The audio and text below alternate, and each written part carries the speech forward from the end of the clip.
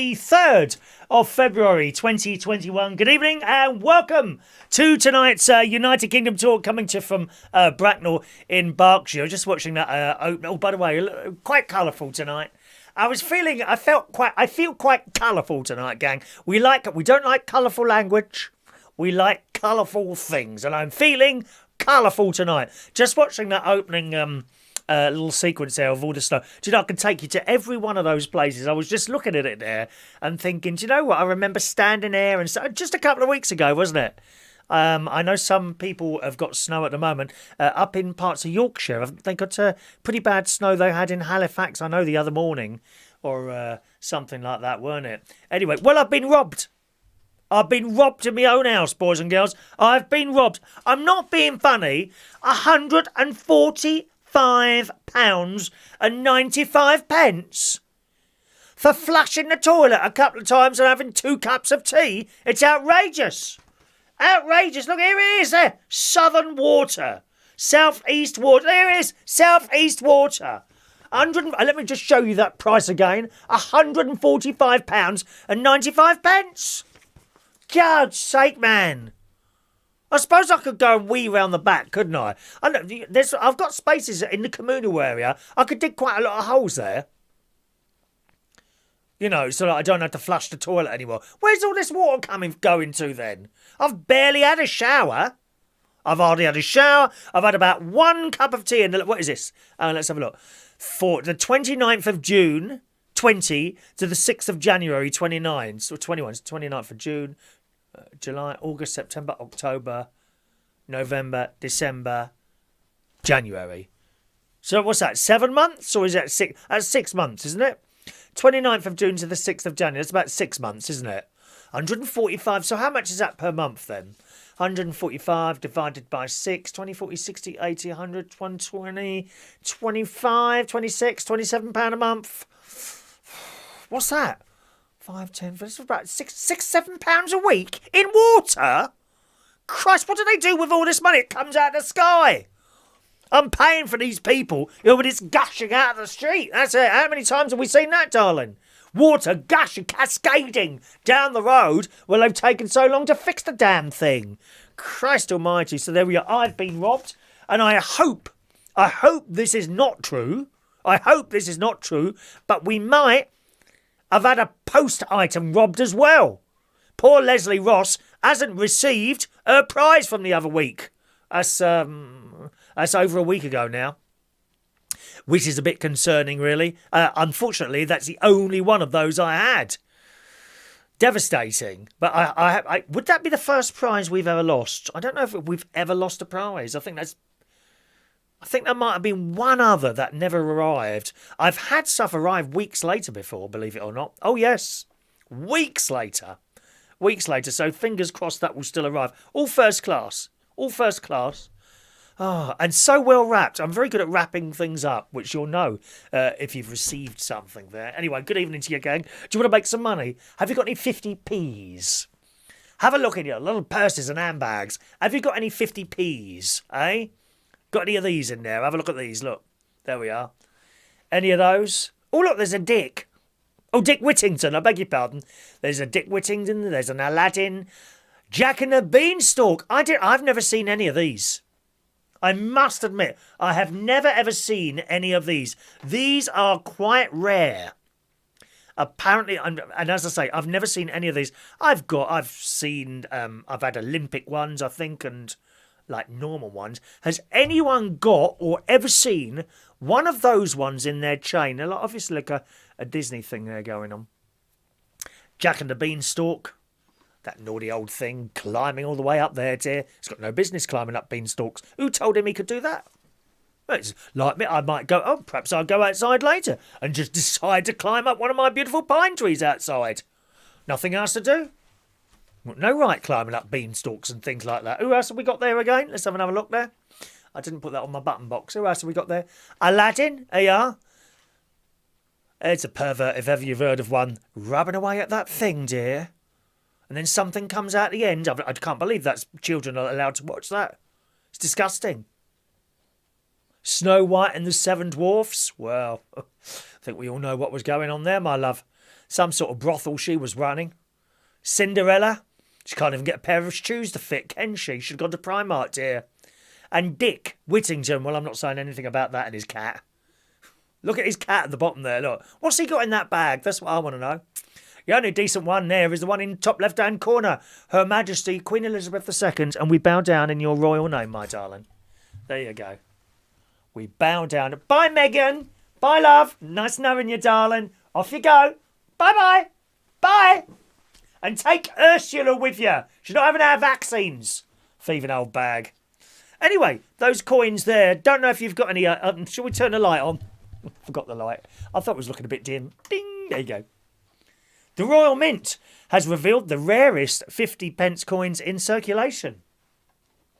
One coin featuring a scene inspired by Kew Gardens, which you didn't see on that little picture of the various different coins there, could be worth as much as £707,000. That's for the ones that's got Kew Gardens on it. Do you know, I have a feeling I've seen one of those. I don't know what you've got. Have you got anything, any unusual... What 50p have you got in your pockets or wallets at the moment? Of course, those of you on benefits won't have any coins in there, will you? Because it all goes straight into your accounts. But more than 70 different designs have featured on 50p pieces over the years. In fact, it's nearly 50 years. 50 years since the 50p was created, along with the other coins that we know and love today. You see, I'm old enough to remember decimalisation. I know some of you are as well, aren't you? Huh? When we went for the old pound, shilling and pence to the various different coins there. The 50p piece, that used to be a note, a 10-shilling note. I'm sure I remember that. I remember my Nanny Hayes always going on about shillings. How much is that bid? That's 10 shillings, that is. That was considered a lot of money, 50p. You know, if you got a 10-shilling note for your birthday, well, that was an awful lot of money. And they were notes. They weren't coins at all. Remember? Come on. Don't give me all that crap you don't remember. John Parrish has got a few of those stuffed underneath his mattress, haven't you, John, eh? I bet you have. Yes. No chance of your caravan ever flying away with the amount of coins that are buried underneath it, my love. Is Sherry with us tonight as well? There you go, Sherry. Perfect place to get rid of a body, under a caravan. Just suggesting. I'm not saying that you should do it. Just a suggestion, darling. Chop it up. Make little holes underneath the... They never find it away. By the time they find it, anyway, it's only bones, because the rats will have eaten it all. Remember that book, The Rats? That was the first dodgy story I wrote. Page 69, that's all I'm saying. we used to tear the page out and hand it around the classroom. Oh my God, have you seen page 69 in The Rats? Funny how it was on page 69, isn't it? It says more than 70 different designs have featured on the 50p pieces over the years. Decimalisation, which I just told you, when the country switched to pounds and pence from old money of shillings and pence, took place on the 15th of February 1971. So I was 63, 74, 78, 71. I was 8 years old and I would have been in Miss Eaton's class. Miss Eaton. Oh, well, I think I had a crush for Miss Eaton. I was 8. Oh, don't give me all that old crap. The little young boys don't look at ladies like that. Yes, they blooming well do. I know that for a fact because my niece is doing a little bit of schoolwork now over in Cyprus. And I said to her, she's looking at these little children, I don't know, 7, 8, 9 years old. I said, do the boys look at you in a funny way? She said, oh, yes. She said, I can tell. They're like 7 years old. Aren't humans funny? You know, they really are. I don't think the girls are the same. Not at that age, anyway. I don't think they look at Sir and think, wow, oh, he's hot. At like 7 or 8 years old. They just want to play with dolls and things like that, don't they? The 50p is the most collectible coin thanks to its larger face compared to other coins, making it the ideal canvas for pictures. That's why they choose that one. Because you don't see really pennies, do you? Or 2 pences with many... I think they might have had a couple of different designs over the years, but not many, do they? It's always the 50p that they choose. And when you see a story like that, and perhaps you may well have had one of those coins in your hand at some point. Oh, that's a nice one. And then handed it over. I bet you wish you'd held on to it now. That being said, 50 pence to £700. I mean, it is a lot of money, but it isn't. Do you know what I mean? You know what I mean? It's not like it's like £10,000. If I told you one of the, the 50 pence with the picture of the lion on the back was worth £500 now, you would have been kicking yourself, wouldn't you? This story is on in the Sun, but they do say do be careful when you're selling it. For example, on eBay. Now that's a place, isn't it? So many times I've heard stories of people that either haven't received their money or haven't received the item. My mate recently, last year it was, he sold a pair of Apple earphones, no wires, earbuds. He sold on there. He usually, I always say to you that he likes all the designer stuff and all the up-to-date gadgets and things like that. But he does sell the old one online. So when I say to you that the last set of Apple earbuds he bought, as I say, he's got to have the latest one, 250 quid. I wouldn't spend that on the, even as a DJ. Even as a DJ, and I've showed you, these are DJ headphones, okay? All right. When I was DJing, this is what I used. When I last bought them, they were about 80 quid. I think they're about 110 now. But I had 3 pairs of those over an enormous amount of years. And they last, and they're loud, and they're fantastic. 70 quid. Pair of Apple earbuds, 250 quid. It's just madness. But to be fair to him, he always sells the old ones online. And the last lot he sold on eBay. And some people are just a pain in the arse to deal with, aren't they? And he sold them to this bloke. And honestly, he put them in the post. Oh, what time will they be there? What courier have you used? Is the postage correct? Can you tell me how much they weigh and all this? And it's like he was doing his nut. And then they arrived eventually, and he accused my mate of them not being Apple. Now, I got to tell you, my mate is one of those people who wouldn't have anything other than the original or something. Not for him, the Primarks of this world and the Adidas. Only like Ralph Lauren and... Actually, he likes Ralph Lauren. Who's that other bloke? He's got a little store in Louis Vuitton. He likes all that designer crap. What you pay an arm and a leg for. Ludicrous, really. I don't. Funnily enough, I saw a TikTok film yesterday of a lad who had made this little video thing, and he said, why don't you ever see, and this is absolutely true, you rarely see rich people wearing all these designer clothes. Look at Elon Musk. One of the richest people in the world, right? Or Bill Gates, Microsoft, or the other bloke, the Apple bloke, can't think of his name now. The Apple bloke as well, right? You don't see them walking around in like £850 Louis Vuitton trainers or £10,000 Burberry bags, do you? You don't see it. And the bloke was saying the only reason you'd buy designer clothes. Now, when I say designer clothes, I don't mean stuff that looks good. Now, this is a Ted Baker thing, but I mean, it's, I wouldn't consider this like an overpriced item. This beautiful shirt here was from Adam the Plumber, bought me this about a year ago now. You would have seen it. I used to have it down at the caravan. This has been in a bag downstairs, you see, waiting to go back to the caravan.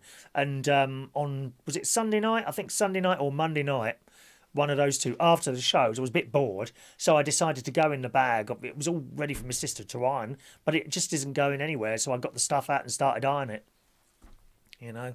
This is one of the shirts. I don't iron all of it, and only the bit you can see. I don't do the sleeves or the back. I'm not joking, look, the sleeves haven't been done. Can you tell the back or not? Huh? Why bother? Sorry, I'm going to put this back on. I feel quite naked without this now. I feel a bit like Piers Morgan, badly dressed and overweight. And I'm just overweight. I hope I'm not too badly dressed for you today, I could always get the black vest out, couldn't I? Like some of the YouTubers have. Good evening to you. Mr. Mix Mowers and his black vest. Anyone else? Martin? I got the clothes. They've got the viewers. Sad, really, isn't it? But you don't see these rich people. Why? Because they don't need it. They don't need to look rich. The only people you see wearing these Louis Vuitton stuff and all this business are people that want you to think that they are rich. Why? Why do you want someone to think that you're rich? It's just madness, isn't it? I don't see the point of it.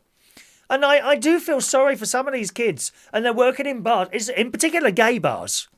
In particular gay bars, these gays, they work all month, and then half of their month's wages, half or three, they might be working in a shop, I don't know, Top Shop or Selfridges, whatever, and they're not on good money. They're not on good money, and they will spend almost a month's wages on a T-shirt. Have you ever seen the price of some of these T-shirts? Look up Louis Vuitton. Now, let's have a look.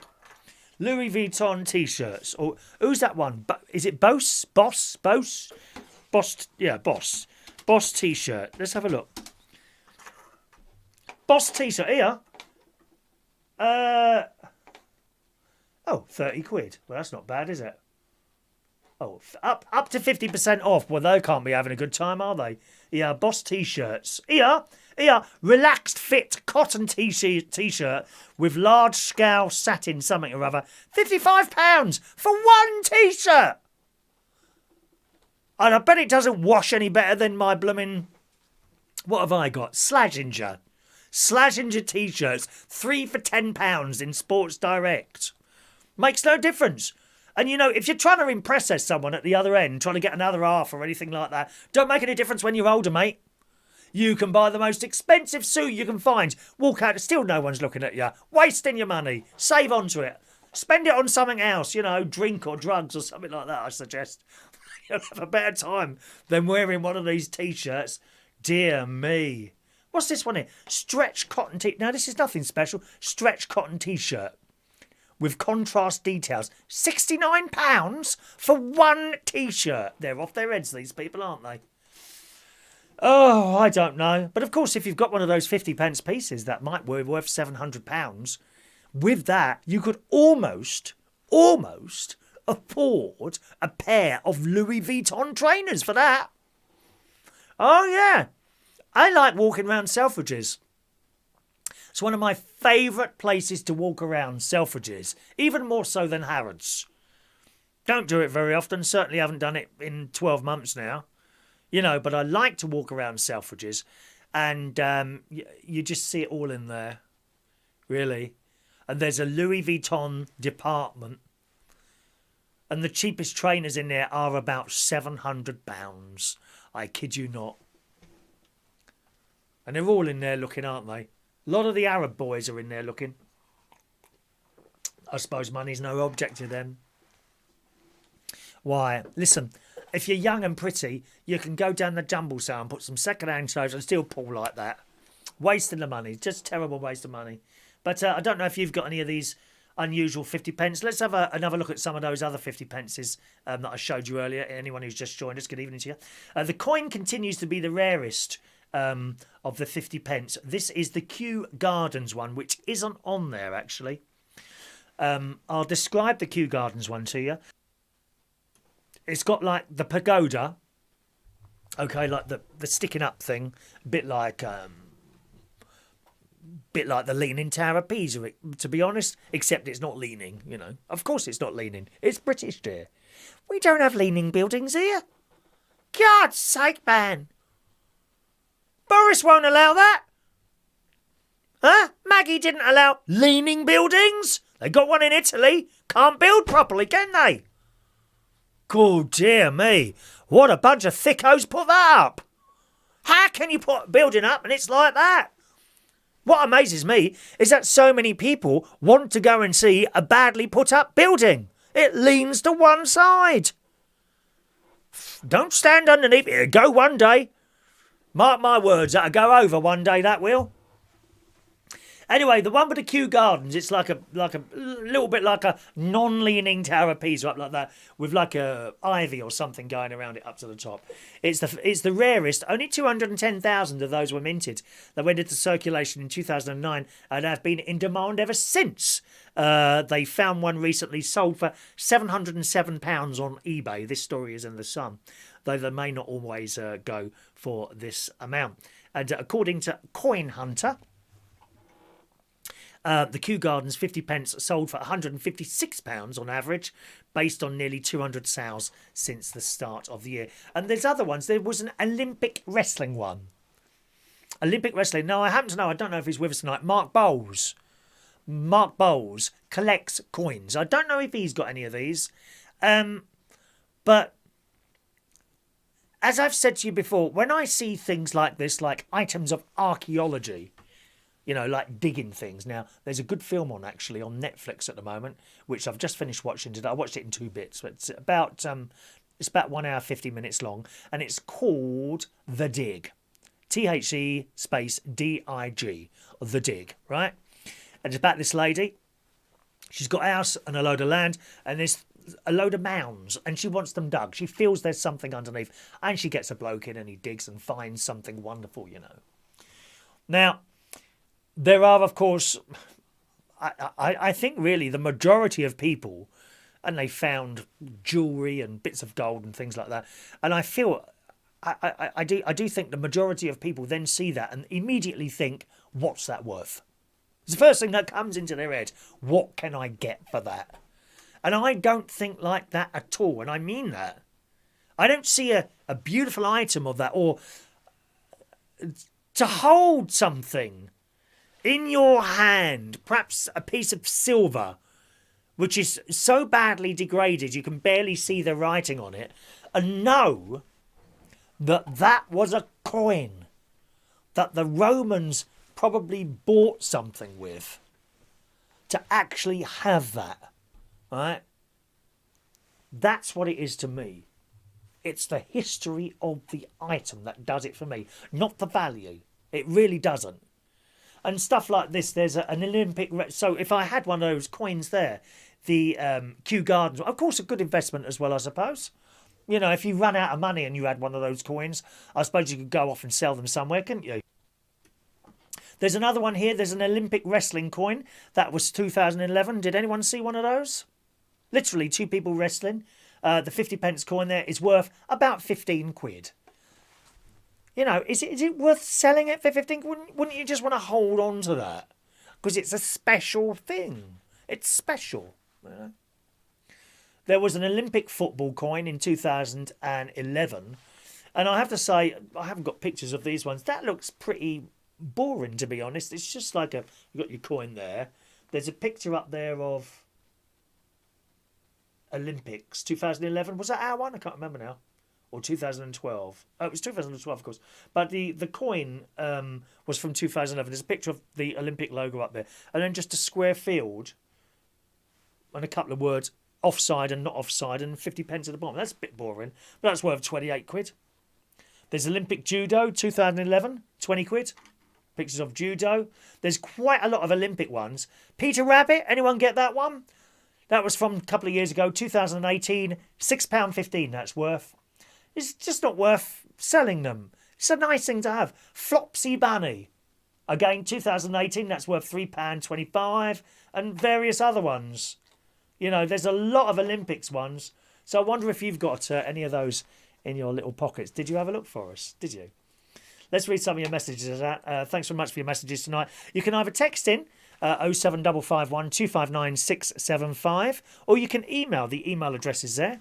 chris@unitedkingdomtalk.co.uk. Some of you might be new to the show. If you are, or you haven't been here for a while, a very warm welcome along to our show this evening if you're here. Just to let you know, if you're in the chat box, I don't go in the chat box at all. So if you're trying to send me a message through that, I simply won't see it, okay? I don't have it up here in front of me at all. That is only for you to talk to each other. So send a message to me. Either use the text number up there, It's just a normal text number. It's not premium rate. It's the same as you sending a text to one of your mates, okay?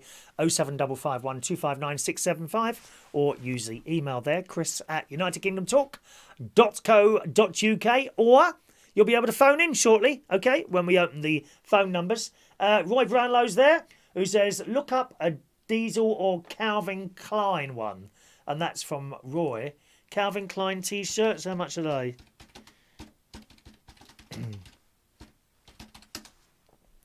Calvin Klein T-shirts. Now, they're not bad. 16 quid. I think they're on special offer. Is that all right for a T-shirt? 16 quid, £12.50. Yeah, I'd go to that. I'd go to that. £28 for a T-shirt? No, too much. Too much for a T-shirt. But that's all right. I think these ones, there's a lot of 50% off sales at the moment. Okay? I do have designer stuff, right? But I never pay full price. What I do is wait for the next season, and then they all drop dramatically in price. Never ever buy something that's brand new out, okay? Be warned of that one. We got what's that there? Calvin Klein T-shirt there, £25. No, too much. Too much for one T-shirt. I'm sorry. I'm not tight, am I? Is that tight? Another one here, £19. But it's very... They're a bit wishy-washy. Do you know what I mean? A bit thin. They're like those really thin material ones. I like a polo shirt. Let's see if they got polo shirts. Calvin Klein polo. I don't need any at the moment. I've got loads of clothes, really. My clothes last for ages. Seriously. As my as great nephew Harry would like to tell you, I'm sure. Trampy old Chris comes round to their house in his old clothes. Now, you see, here we go. A full-priced Calvin Klein T-shirt here. That's not Calvin Klein. That's Ralph Lauren. I recognise that. Yeah, a full-price Ralph Lauren polo T-shirt. £115 for one T-shirt. No. Absolutely not. 95, 85. Stupid money. 69? No. Oh my God, there's a lovely rainbow coloured one there. All different colours. But again, £65 for one T-shirt. I'm not paying it. It's too much, isn't it? Too much. Thank you, Roy. Gary Ross, evening to Gary. Missed your radio shows this week as he's sleeping in late. He's not feeling well. Oh dear. So you can guarantee I'll be watching the show 100%. Thank you, Gary. Gary's dad isn't too well at the moment. How's he doing? Have you heard anything from your dad at all, Gary? Let us know there. Right, let's read some of these little old messages coming in now. Start at the bottom and move up slowly. Is that something that's appealing to you at all? I wonder if it is. Oh gosh, there's quite a few messages there, isn't there? Hello to George Bond, Paul in Cornwall. Good evening, my dear friend. I hope you are well. I'll be listening in the morning and I will be in the chat tonight. DJ Sparky. Now, he's one of us, the people that he's probably in the chat box at the moment, actually. DJ Sparky starts his radio show tomorrow on Reach on Air. I think it's 6 o'clock. I will double check. One moment, please. Checking now. Schedule. One moment, please. Is he on tomorrow? 6 o'clock? There he is. Going back to the old days. Music from the past. Not much talking, just music from the heart. So DJ Sparky, who's actually Paul. I can't think of his YouTube name, actually. It might well be Paul Copeland. I can't remember now. But he's on Reach on Air tomorrow night at 6 o'clock. All righty. Thank you, Paul. Hello to Shania. Good news from Shania. She's no longer in isolation, gang. Nice one, Shania. Poor Shania. She's been sitting there in her own bedroom, all on her own. Right? Literally. And then she come downstairs. Terrible mess because her dad and her brother, no good at cleaning up. She's been on her hands and knees scrubbing that kitchen floor, haven't you, my love? Dirty people that you live with, dear. I hope you make sure they should make them take their shoes and socks off, their shoes off before they come in the house. Huh? Has your brother got smelly feet? They usually have at that age. Disgusting smelly feet boys have got, haven't they? From sort of, I don't know, about 13 years old up to about 25. Disgusting smelly feet they got. You just, if they got smelly feet, just go in when they're asleep, Shania, and pour bleach over their feet. Or over his feet. Callum's. Or disinfectant. The bleach might sting a bit. Trouble with that stuff is, if you do that and they don't shower in the morning, they could end up having their skin just peeling off, dear.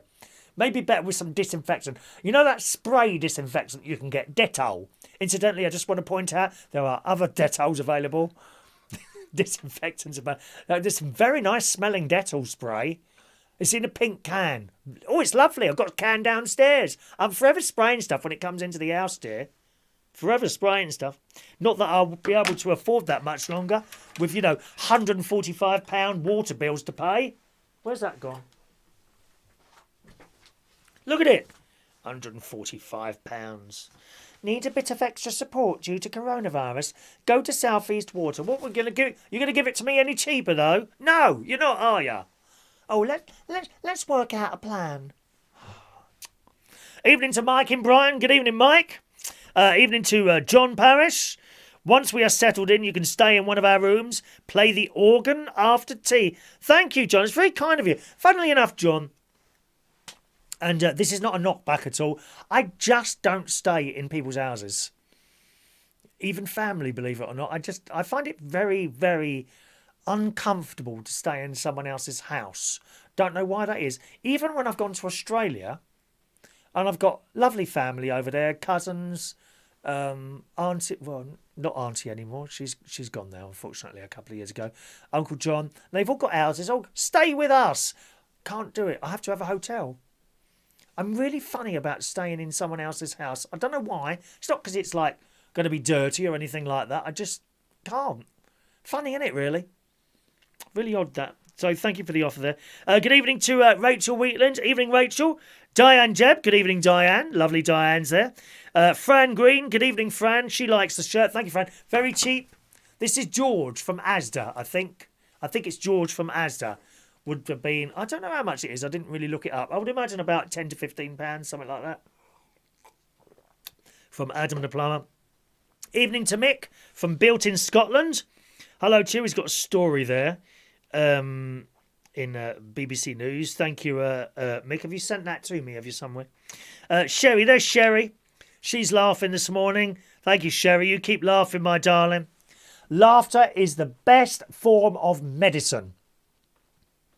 Unless you're diabetic, in which case I think you find insulin might work a lot better, my darling. All right, my love. Hello to Maureen. Evening, Maureen. What's the name of the music you play at the end of your video? The snow scene. Ooh, that's a very good question. I belong to a company, a organisation, a website. I don't know what you would call it, really. A music provider. I belong to a music provider called Epidemic Sounds. Right? It's £10. Well, it's actually £20 a month now because I've got the bingo channel as well. Right? And for £10 a month, you can use their entire... It's loads and loads of music and sound effects. I can use all their music and sound effects for £10 a month on each show. So it's £10 for this one, £10 for the bingo channel. All the music comes up from there, and once you've signed up to them, that account actually connects to your various social media accounts, in my case, YouTube and Facebook. And once you've done that, you can play all the music to your heart's content, and it's all paid for, all done, dusted. Just £10 a month, which I think is a very good deal. And that's one of the songs on it. The trouble is, I can't remember which one it is. Let's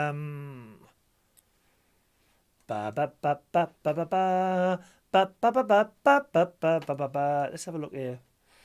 Royalty. Where is my royalty-free music? There it is. I don't know. Oh, it's a long list.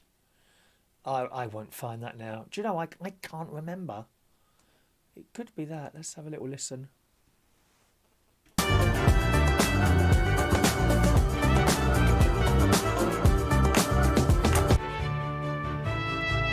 Is it that one I use? Hang on a minute. Let's just play a second. Let me just hear what this music is. Can't remember now. Okay.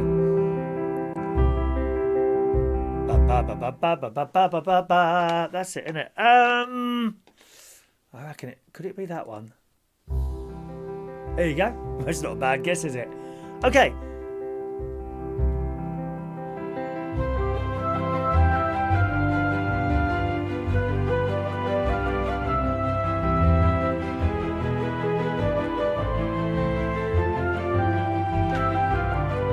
It's nice, isn't it?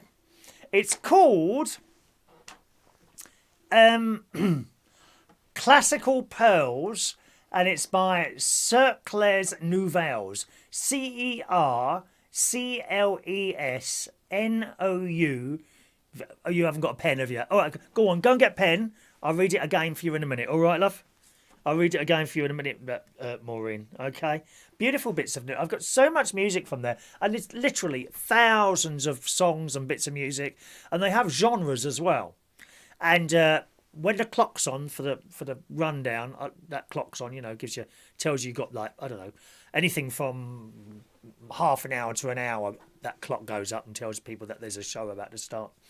I can choose a genre. Today's genre was disco.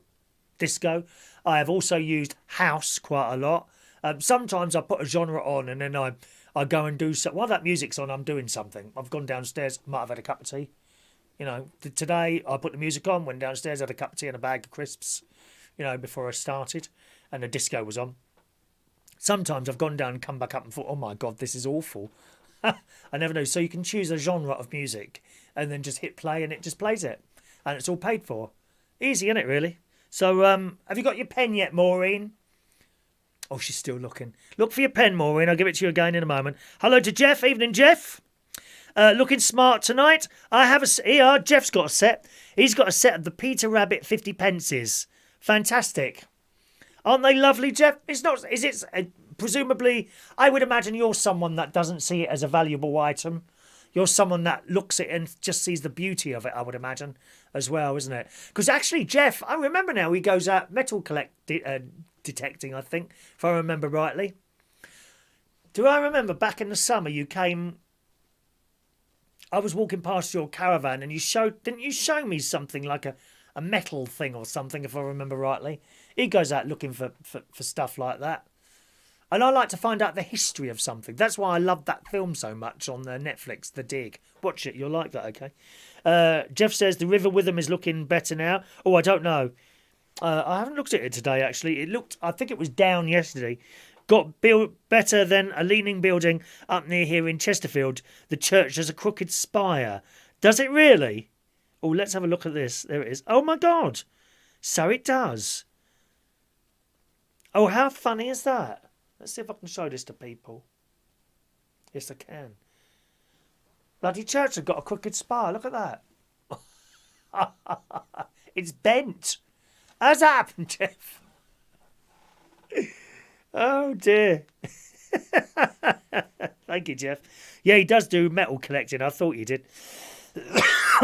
Andy. Hello, Andy. All right, Andy, nice to see you, sir. Evening, Chris, nice to see you.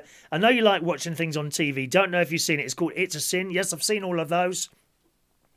That's about the terrible AIDS thing that mainly gays, but not only, it was mainly gays had to put up with it in the 80s. And I kind of missed all that. I don't. Someone must have been looking down on me because, of course, in the 80s, I was married. I got married. Wasn't married for very long, and I was kind of on this train and I couldn't get off. If you see what I mean, do you know what I mean? It was tearing along at 200. Can't get off the train. Anyway, I got married. I thought, well, it'll all be all right if I get married. And of course, it's not the case. But you don't know that. You don't know that at the time. You think, well, I'll get married and then that'll be fine. Doesn't work, I'm afraid. Doesn't work. But because of that, I wasn't around with the gay people at that time. You see? Because if I was, I'll probably be dead now. And it's as simple as that. I'm 99.9% sure I would be dead now. And that's the way it is. But in those days, it was terrible. Terrible. Everyone was getting this thing and they didn't know what it was or how to treat it. Hello, coronavirus. Same thing with the coronavirus. Although a year down the line, we are better now at dealing with it. We're not perfect in any way, shape or form. But we are better now. But all these boys, young boys in their 20s, they were all dying of AIDS. And it was very quick sometimes, or it could be long and drawn out. And in the It's a Scene, I don't want to tell you the story in case anyone wants to watch it. Do not watch it with children. There's quite a lot of rudeness in there. You wouldn't want your children to watch it, okay? So be warned at that. Seriously, don't put that on in front of children. It's not for little children to watch, okay? It's an adult programme. Very adult, I would say. But nevertheless, it tells the whole story of this AIDS thing. And I was told, I came on the scene literally just after it was bad. People would tell me at the time the gay newspapers, because they have their own newspapers with information about what's on in pubs and all this, and they had like what's the thing where you what's it called now? You know, where you have lists of deaths, remembrance things in newspapers, in memorandum, no, in remembrance. Anyway, they said they had lists and lists of names week in and week out who people who just succumbed. It's just dreadful, and I'm so grateful that I was married, really, to be honest. You know, at the time, that saved me. You know, nowadays, yes, they still get this virus, although not as often. There is like a preventative tablet some people take, okay? It's supposed to stop you getting anything like that. But if you do get, it's a virus called HIV, you see. If you get that, right, you don't necessarily have to die now because you go on these various different tablets and things like that. And it stops you dying. A bit like diabetes, you know, like diabetes. If you look after that and do everything they tell you to do, you'll probably be okay, you know. Some people don't listen, you know. When the doctor tells you to lose some weight, there is often a reason for it, you know. And a lot of people say, yeah, well, I'll do it. And they carry on doing their stuff and then they get into trouble, you know, diabetes. But a lot of things now, aren't they, really? Conditions years ago which would have killed you. I had a burst appendix. Blimey, I don't know how many years ago. 22, 23, 24 years ago now. That should have killed me. But it didn't because we'd gone past we were able to operate and things like that by then. But It's a Sin. Yeah, it's a real eye-opener, that one. Very, very sad. Very, very sad. It was the third episode that got me. That's all I'm saying, because you might want to watch it. The third episode I found, because you're just so surprised. You just didn't think it would be. That's all I can say. So, yes, I have seen that. Thanks very much for that. And that's on the All 4 player. Those of you, all of them are on there. Adam LaPalma, hello Adam, who says, I've lots of different 50p's, including Peter the Rabbit, the Pagoda, and the Olympic ones. I'm saving them up so I can sell them on and give the money to charity. There you go. That's nice, aren't you? Lovely. Oh, we got the weigh-in tonight. I completely forgot about that. We're not really taking that seriously, are we, the weigh-in thing? Now, where's my list of fat people's weights? Just a moment.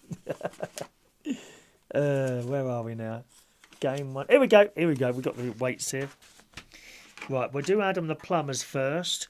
So we're doing a little bit of a weigh-in every Wednesday, gang. I kind of forgot to do about it on the radio, but no one reminded me, so I don't think they're too bothered about that. But we'll carry on doing it here as long as you keep reminding me. So if you've been on our weighing thing, okay? Get ready, Maureen. I'm going to give you the information now. Ready? Pen ready? Oh, she still can't find a pen. Come on, Maureen, dear. Look harder, my love. Here we go. You got it. Right. Is it working?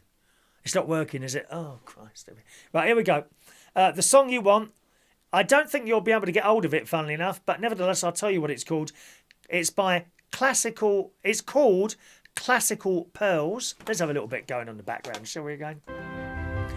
It's called Classical Pearls by Cercles Nouvelles. That's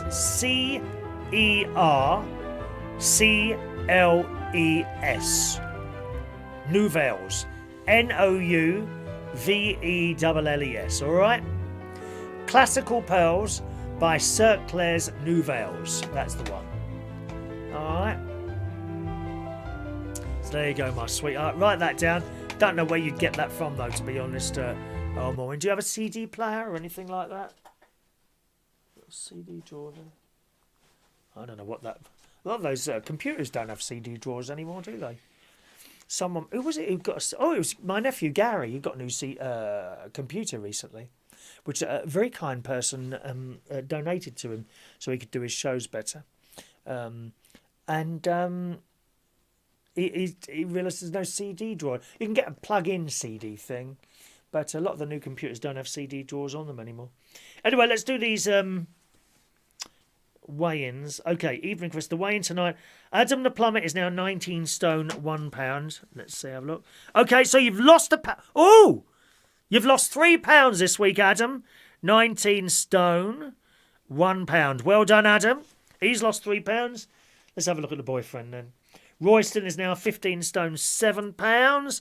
So Royston also has lost a pound. Royston is now 15 stone, 7 pounds. I, this morning, am 13 stone, 5 pounds. Thank you, bitches. Yes.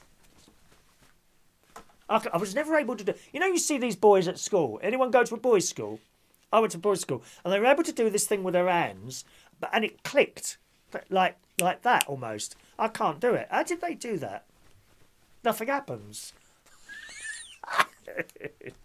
I, this morning, am 15 stone, 6 pounds. Sorry, 13 stone, 13 stone, 5 pounds I am. Now, where am I? And last week, we started this, I was 13.7.2, then 13.6.2, then 13.5.6, and this week, 13 stone and 5 pounds. Thank you very much. We're going down, down, down, down. Down, down, down, down, down, down, down, down, down. Down, down, that one there. Thank you, Adam. Excellent. We're all down this week. Good evening to Weird City Citizen, who says, love the UK TV tissue dispenser. Now, what's that? Oh, what's... Oh, no, that's a radio. That was from my friend Denise Andrews. Yes, that is actually a biscuit tin. What had biscuits in it? Shortbread. Yes, please, mummy. From Scotland, I think. Is that little woman still up there? Oh, she gets on my tits, she does.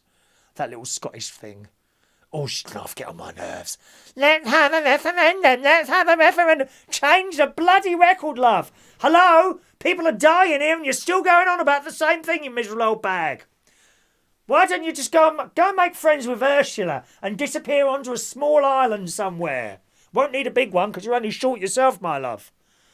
Oh, don't it go on? Can't bear people that go on. Yes, that's the little thing there. Little biscuit tin there, you see. Thank you, Weird. He says, open a United Kingdom Talk T-shirt. Oh, you're joking, aren't you? They don't want my T-shirts. They don't want them.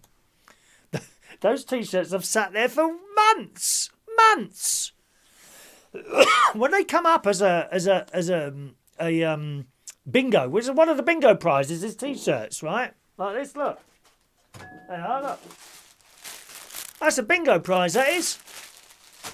Very, very rarely do people choose one of my T-shirts. I'm offended. No, I don't want them. What's your 10 bob note and white fivers worth in your purse? I haven't got any cash. I haven't had any cash for months. Months. It's all just bank numbers now. You never feel like you've got so much. You know when there's no cash, you don't feel like a bank statement is a lot of money, is it? Doesn't feel like that's worth anything. Just a piece of paper with a few numbers written down on it, you know. Paul in Cornwall, you've just made a mistake. I did the radio station tonight. Oh, was it tonight, was it? Oh, sorry. And your next one's on Friday, is it? It's my birthday Friday at 4 o'clock. Okay. So Paul's on Thursday. How did it go? Did it go all right, Paul? I hope it went all right. Evening to Michael Lawrence. Hello to you. Love the show things evening. I'm getting jealous of you and Mark. Am I only joking? I am only joking. Why are you jealous of me and Mark, Michael? I practically begged him to come round here, dear. Nothing. I've sent him a set of keys and everything. Just let yourself in. No, nothing. Still not turned up. Sometimes I lay awake for hours waiting for him to turn up and jump on me. Nothing. I've got special underwear and everything now, which I wear. In the morning I take it off and wash it again. Unused. Oh well. Hello to Mick Davenport. I had to go for a COVID-19 test on Monday. as I had symptoms, but it came back negative. That's good news, Mick. Very good news. Jason Hughes, evening to Jason Hughes tonight. Got a story for you, Jason. I'm horrified. I'm going to do it now. We'll come back to some messages in a moment. Where's our story? Here we go. All I'm going to say is it involves the French. Do I need to say any more? You're going to love this, Jason. I'm fuming. How dare he? That's all I'm saying. Nicholas Henry. I mean, he looks ugly anyway. He's rude. Would you like to see a picture? Thank you. One moment, please. Oh, hang on a minute. Where are we now? Oh, I can't get this to work tonight. This is my photo phone and I can show it to you. Don't forget our texting number, gang. It's 07551 259 675. There you go. Here he is. This is the bloke we're talking about now. Not very good looking, is he, really? No. Why is he not good looking? I'll tell you, this is why. You'll hear the story and you'll understand why the Lord above has not possessed him with good looks like he has me. Nicholas Henry, a Frenchman living in Derby, has gone viral after sharing a detailed review of his first ever Gregg's experience, and it's fair to say he was not a fan. Now, I'm sorry. There are some things you shouldn't cuss in this world. These people that go on Facebook, spouting off their various vile opinions, left, right and centre. And sometimes it's just better to say nothing, do you know what I mean? You don't slag off Greggs. I think Jason might be of agreement with me there. After being in the UK for more than 2.5 years, well, perhaps it's time to go back, is it? Bye! A Frenchman has finally experienced his first Gregg's sausage roll. Nicholas Henry, 29, had one too many last Friday night and woke up Saturday morning feeling very hungover. That's not one too many sausage rolls, that's drink. Of course, I can just imagine it now. Drinking that nasty, dirty, cheap French red wine, dear. His friend, Lake Lemercier, is she French? Lemercier had the perfect cure for his misery, so she spent £5.59 ordering a sausage roll and sausage, bean and cheese melt for breakfast, despite the fact that she thinks he's a food snob because he's French.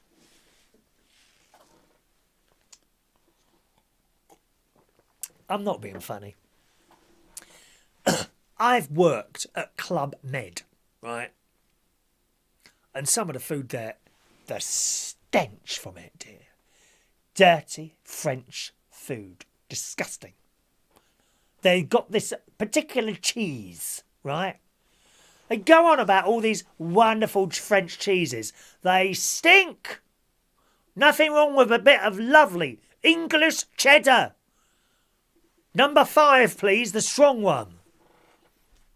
There's this cheese that they used to have, right? And it was out every lunchtime. They'd bring this cheese out. And it had like a heater underneath it. It stank the entire restaurant out. It was vile. How dare you talk about our Greggs like this? Nicholas, who lives in Derby, took the whole thing very seriously, knowing how important Greggs is to many people. No, can I just correct that? Many British people, dear. So he decided to write a review to share his honest thoughts. Finding his opinion hilarious... where's it gone now? Finding his appearance hilarious, Lake decided to share it on social media. She uploaded the reviews to the social media platform, writing, "My French friend has lived in the UK for almost 3 years and has never tried a Greggs." You know, I'm not being funny. That's kind of akin to going to Italy and not going to see the Pope, isn't it? You wouldn't go to Italy, Rome in particular, and not go to the Vatican.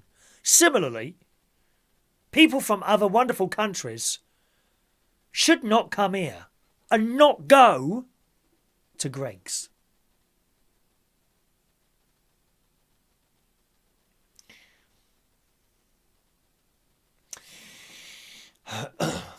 Alongside this review was a photo of the sausage roll, and a review which Nicholas took over an hour and a half to write.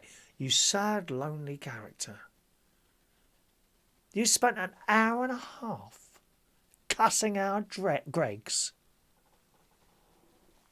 It reads, I know British people are sometimes described as explorers or pioneers, and I have to admit that Greggs managed to do something groundbreaking with their sausage roll.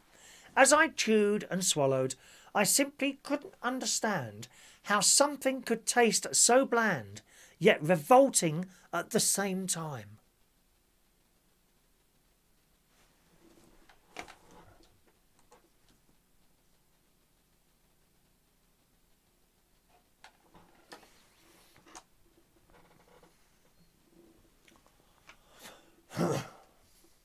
The crust tastes like cardboard that was passed through a food blender and then compressed together into puff pastry. Cardboard, he says. Cardboard. A Greggs sausage roll? Are you for real? Are you eating the right thing? You probably ate some of that nasty French stuff. Well, I just hope a certain person isn't listening to you over there. A certain person who's very important here.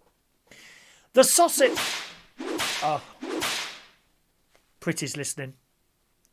Pretty's not happy.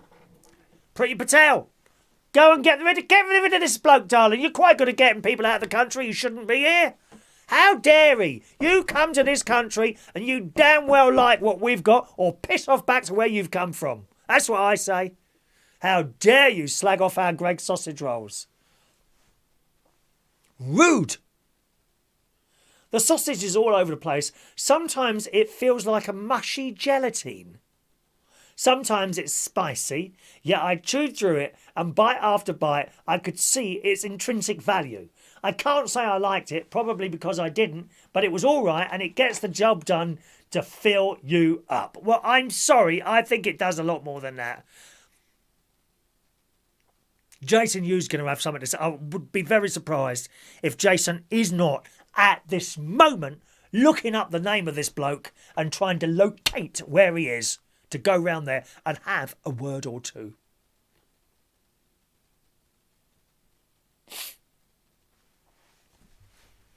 Even the drill music artists of Brixton, if they were listening to this, they'd be over there to sort him out. Proper English people, dear. Rude.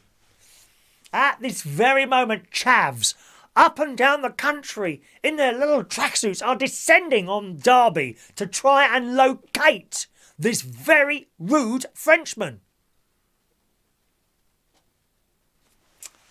Why are you being like this, lovey? I mean, you've got to forget Napoleon, darling. Put the past behind you. You can't win everything, my love. Not even the Eurovision Song Contest.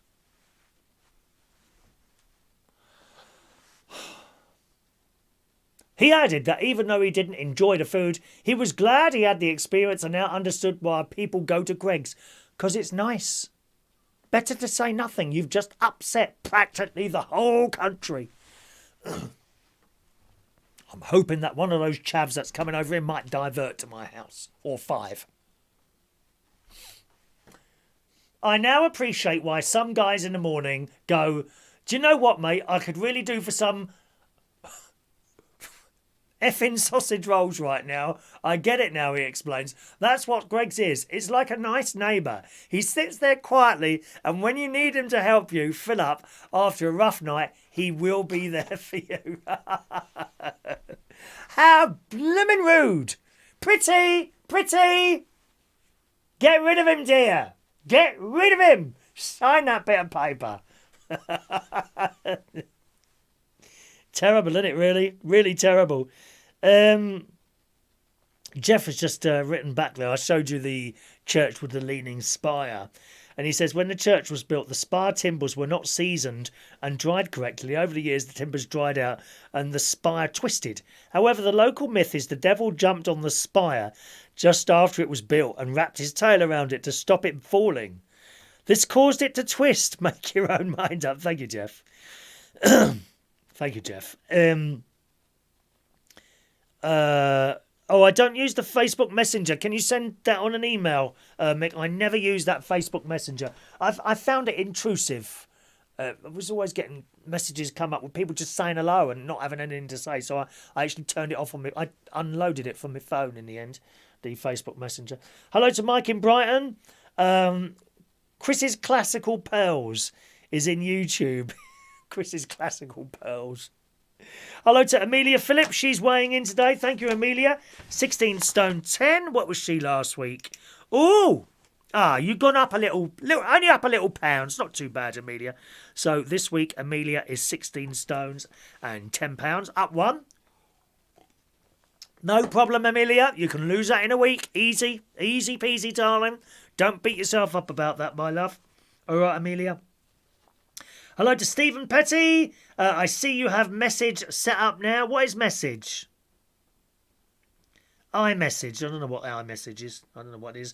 People are being quite technical tonight. Don't be all technical with me, my loves. I don't know what I'm doing here. It just seems to work occasionally. Claricea is only 7 stone 10 pounds. You're not on our list, Claricea. Do you want me to put you on here? Claricea. 7 stone, 10 pounds. Thank you, Claricea. Where are we now? Paul in Cornwall. There we go. Show went very well. Just had a problem with one song as it sounds a bit off. Was it a CD? Yeah, that happens sometimes. So what's it say? But good show. A lot enjoyed. It would be like 6 p.m. slot 3 times a week. Yes. Well, it's quite difficult to get the same slot, Paul, on Reach on Air. You do, of course, have to sign up and be a paid member to be able to get a permanent slot, and it's £4.95 a month to do that. £4.95 a month, that is, Paul, if you want to go on there. And of course, the beauty of being on Reach on Air is that you're not told what to do. No one's going to send you like a list of records or a schedule of what to do or what to say. It's all down to you. Anyone can go on there. It's wonderful, really, isn't it? If you want to go on there, you contact. I mean, they don't contact anyone. They don't contact people to go on there. You just. And it's not the only station, of course. There's lots of other stations, but the Reach on Air one works particularly well, and they've been there for so long now. They know exactly what they're doing. They don't make any money. No one's making any money on internet radio. You just don't. It's hobbies. And as I say, if there's anyone else wants to go and Reach on Air, it's very easy. You can get a free account on there, which gives you 2 1-hour shows a week. Or I think there's an interim account. But the main account is £4.95 a month. That's not bad for a hobby, is it? £4.95 a month. And that's what it is, a hobby. Just like this. It's a hobby. And in my hobby, I hope that I can make you smile occasionally. Maybe not all the time. That's what I like to do. If it makes you sad, then you have to come away from it and not do it anymore. Or change it so that you do start enjoying it again. And that's what Reach on Air is. Anyone can do it. If you want to do it, it's £4.95 a month. So what's that over a year? So 5, 10, 15, 20, 25. Like 50, 60, about £60 a month. £58 a month. For a £58 for the year for a hobby? Nothing, is it, really? When you think about it. So you pay your £4.95 a month and you just work out the show yourself. No one's going to send you like a schedule or a list of songs or stuff to talk about or anything like that. That's great. I hope you enjoy it anyway. Hope you enjoy it on there. Hello to DJ Chris. Evening, DJ Chris. He's with us tonight. DJ Chris. Watching the second episode of Snowpiercer, which is now up. iMessage is when you can send a message here and there's no charge. It comes up in blue. Well, I don't know what that is really, how that works, to be honest. Do you have to do something to it, or is it automatic? I don't know what that is. I really don't know what that is. Who's this now? Let's have a look.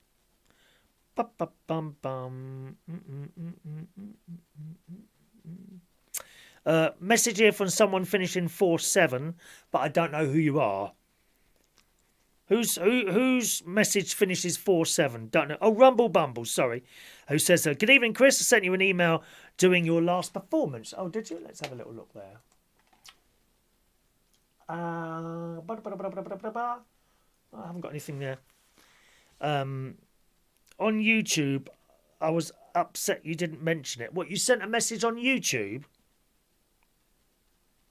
Oh, on the last performance on YouTube. Then the next day, a failed to deliver email was returned to me saying the email was classed as spam. That happens sometimes. I've had that problem with the bingo tickets before, and it's very, very difficult to get over it. That's why if anyone's playing bingo, I always ask them to use a Gmail. We don't really have the problem with Gmail addresses.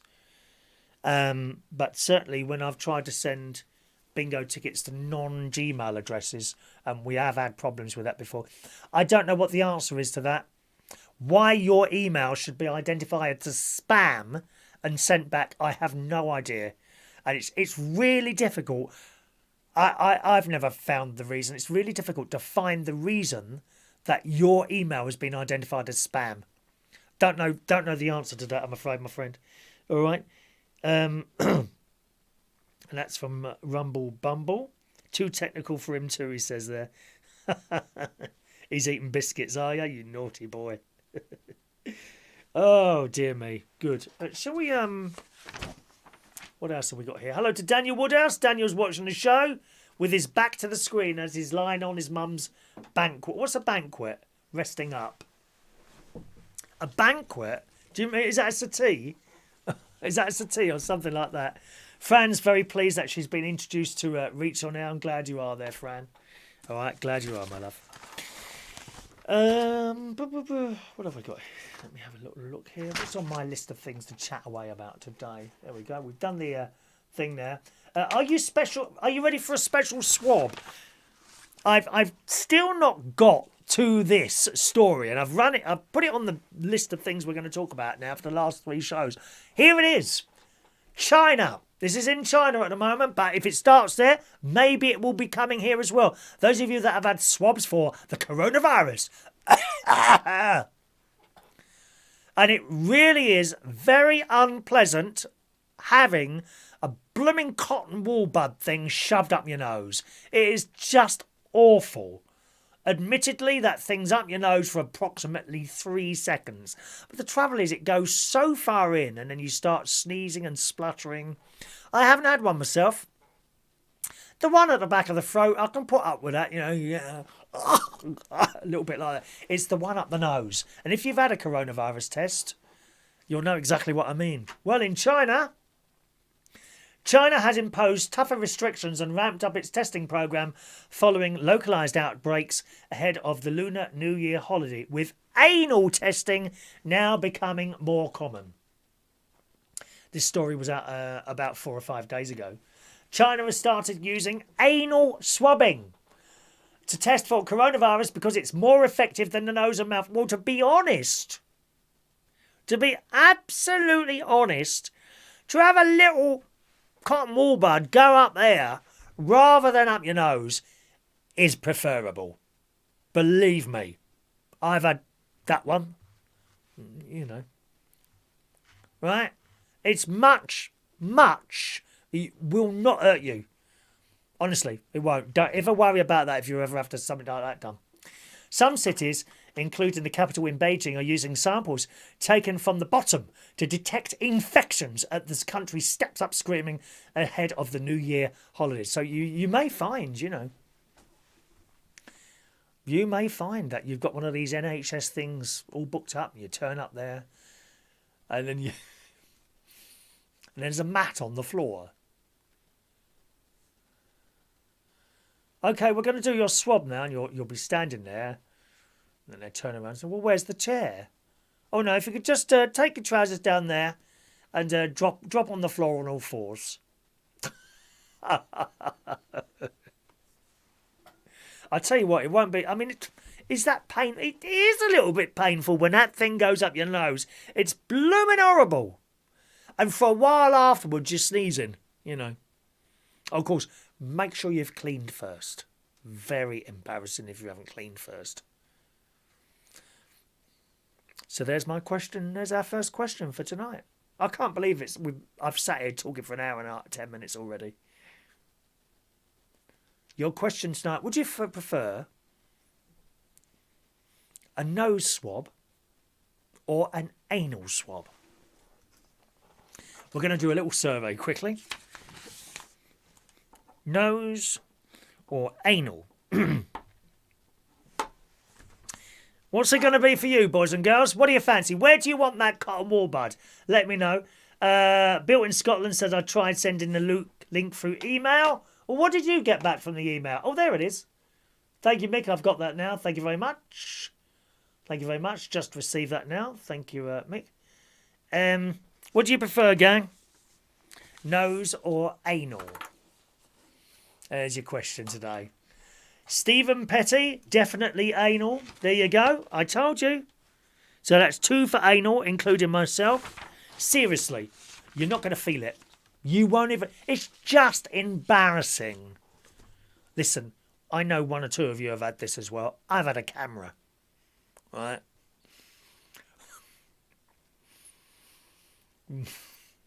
If you've got any worried about being embarrassed about something, it's going to be the camera. Can I suggest, if you ever have to have that done, don't look round. Just let them get on with it. No need to look round. Right? And they even put a TV screen near your face in case you want to watch your insides. You don't want to look at that, love. Don't want to look at that.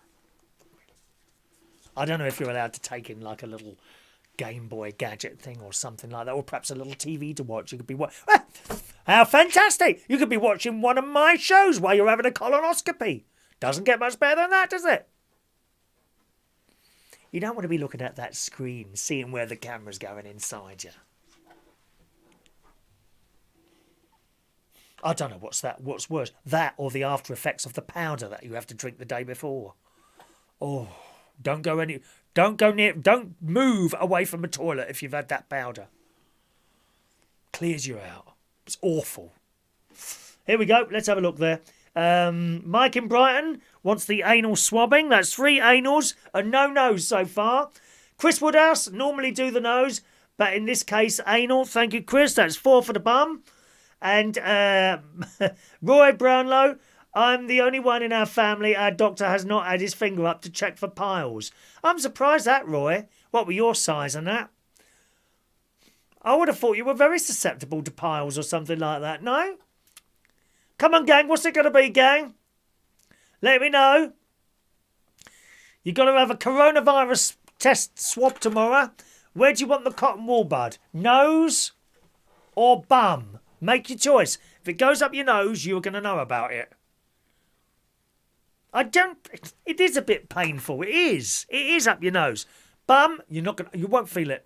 Seriously, you won't feel it. But please, cleanse the area first, you dirty people. There's no way I'm reading that out, Chris Woodhouse.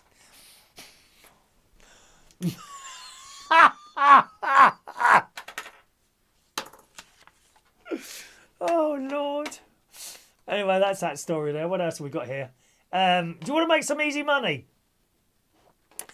Can't believe this. Story that was in the Sun a little while ago. A fake car park attendant reportedly swindled Bristol Zoo visitors out of money for 20 years. Wow. Now, it's funny this. This story reminds me... George Bond... George Bond wants the anal as well. That's 5. Claricea wants a noose. Oh, Claricea is going for the nose. Thank you, Claricea. Anyone else? John Parrish. Well, you haven't answered the question there, John. You haven't answered the question. You're just trying to be funny, darling. Sherry, get on with it, darling. Chop him up, darling, and hide him under the caravan. Let the rats eat that body. Yes. Not a lot of meat on there, is there, really? I don't think I'd want to eat John Parrish. Yeah, it's a bit leathery now, and at that age. Oh, dear. If I'm going to eat a human being, it's got to be someone fairly young. Nice and tender. Sorry, we're talking about cannibalism now. Something that I'm thinking about getting into, to be honest. you know. I've seen some very tasty people walking around recently. The only thing is, of course, you don't want to cook someone with coronavirus. There's a good question. If you cook someone and they've got coronavirus, does that kill off the coronavirus? They say that with chickens, don't they? They've got to be cooked at a certain temperature to kill off what the bacteria and evilness that's here. Is that the same for humans? You know. John Parrish, just imagine how leathery that would be. Oh, you'd be chomping away on that for ages before it goes down your throat, wouldn't it? Awful. Rachel, definitely no swab for me. Because can I read that? Yeah, you wouldn't have sent it, would you? Because my butthole has been sewn up. She's got a bag thing, haven't you, Rachel, darling? Thank you, Rachel. So she's having the nose swab. Can't they just open it for 5 minutes to put the swab up there? Thank you, Rachel. Mick Davenport wants the nose. No one's going near my arse. Fair enough. I'll be honest with you, Mick. I don't think anyone would want to go near yours. Never. I don't. You know, they say there's always someone on this planet who will like something. I don't think that's the case for you somehow. But there we are. Thank you, Mick. Chris Woodhouse talking to me. Ask them to check you out with a rolling pin.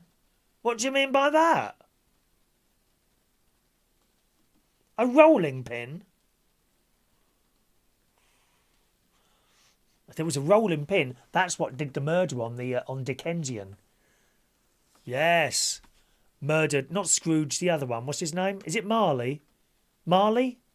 Bob Marley? That's a singer, isn't it? Bob Marley. What's his name? It's Scrooge and the other one. Morley? Got murdered with a rolling pin, didn't he? Rumble Bumble would go for anal probing, provided they took their watch off first. Okay, here's another one for the bum.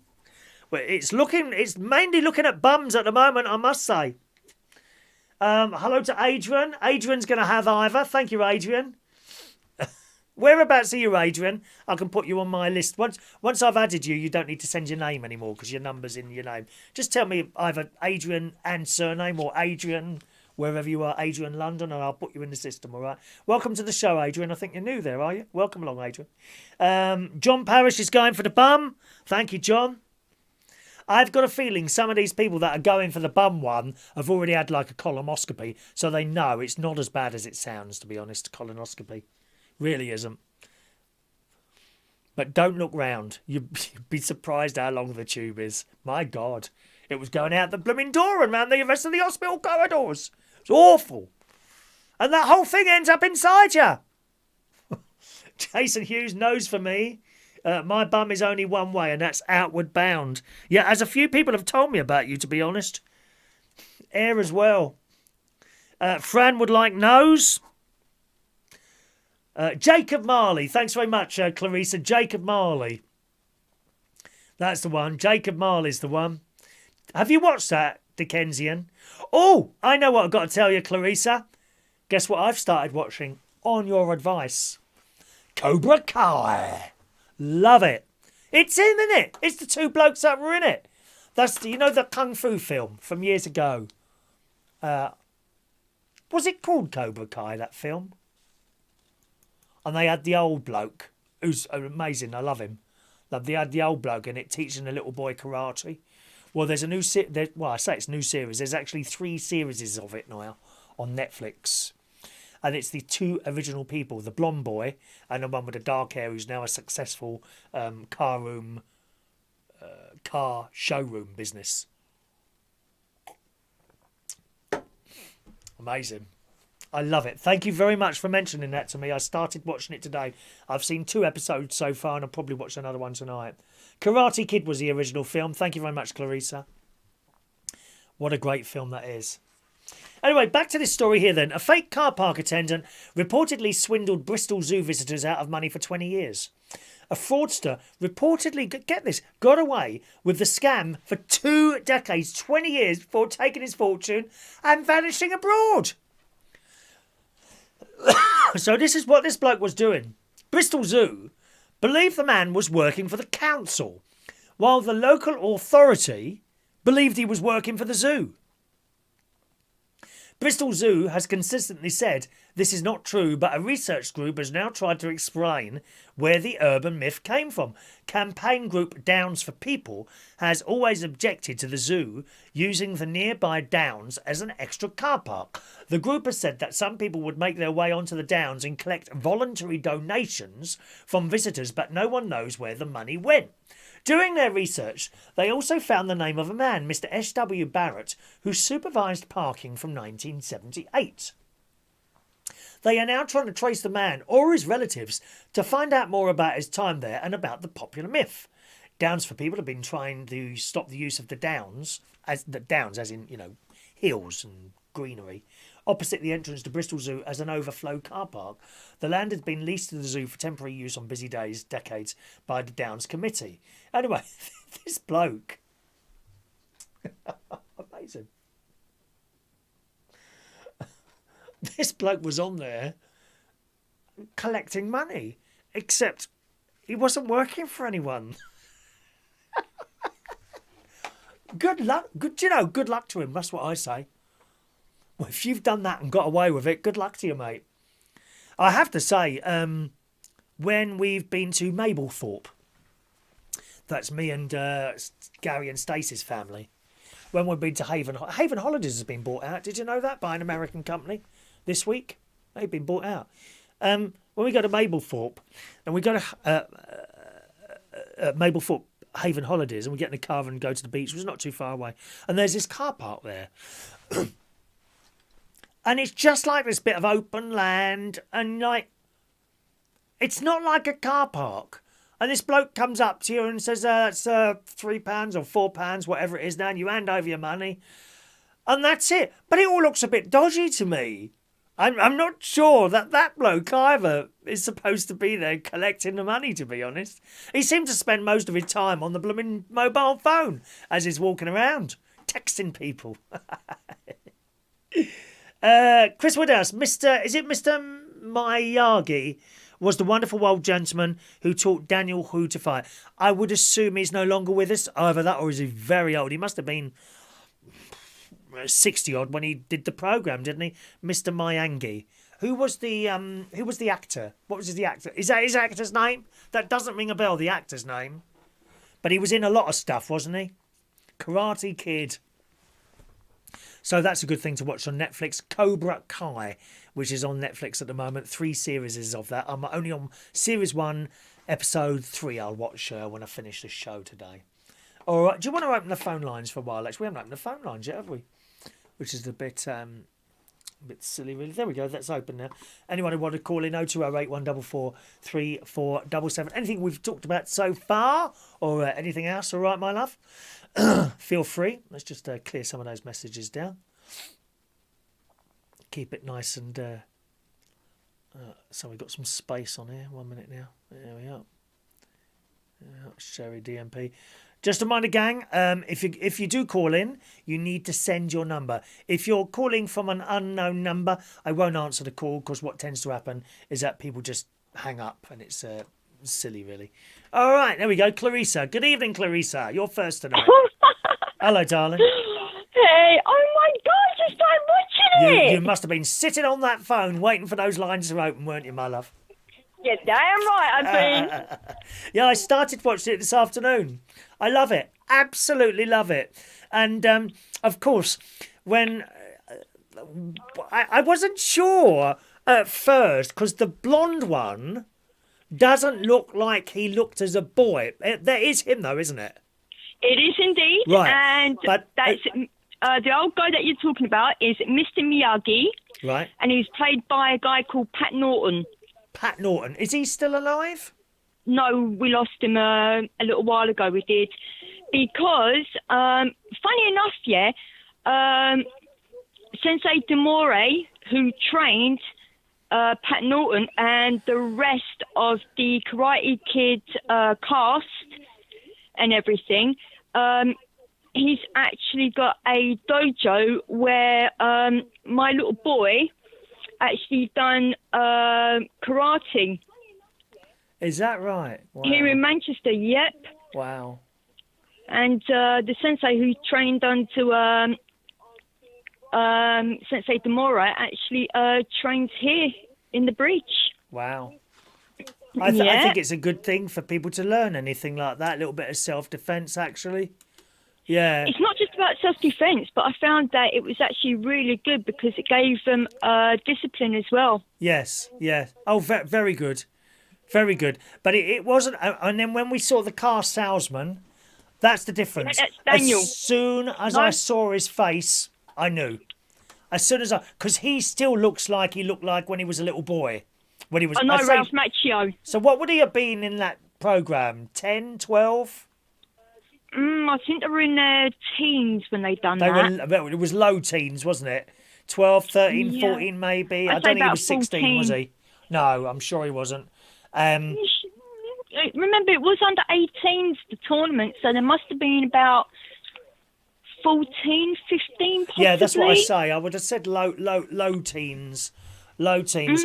But as soon as I saw him working in the car salesman, I knew it was him. But the blonde boy, no, didn't. And I still can't actually relate the two faces. Maybe I will when I look at it again. Still the same actor. Still the same actor. Oh yeah. Still, but it's great. I've seen 2 so far, and I tell you, I'm up at the moment where he's just opened his own Cobra Kai place. The blonde boy. It only gets better, I'm telling you. Only gets better. And the boy that he's now teaching to do the karate is scrubbing the floors, and that's where I left it and come up here to do today's show. So that's where I shall pick up from, with a cup of tea. You heard so much more to go. I'm so excited for you.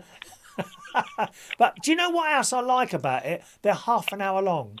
And you can put one on. It's like that series I keep going on about, Dickensian. They were only half an hour long. And you can put that on and it will fit in anywhere. You know what I mean? Right. Yeah. You know? Usually, I get fidgety when a show goes on over an hour. I start getting a bit fidgety. But half an hour is just the perfect time for TV programmes. Doctor Who used to be half an hour long, didn't it? It still is. It's about 45 minutes. Doctor, 45 minutes to an hour, somewhere around that. Half hour, I think, is a good time for programmes, especially comedy ones like Dad's Army and all that. Aye. Where's your jackets, my man? My jackets? Have you been tracking them? Eh? Have you been tracking them? Oh, shall I have a look? Go on. I want to see what they are because they look so cool. I don't know. Oh, no, don't tell them what ones they are. Claricea. No, I ain't saying nothing. I've got to tell you, Claricea... That's a surprise for everyone. About a week ago, Claricea started going on about this site called Joom. Joom, is it? Joom. Joom. Joom. J-O-O-M. J-O-O-M. Anyway, I went on there and had a look straight after the show, and I saw a couple of jackets that I like. And they're not dear. We're talking...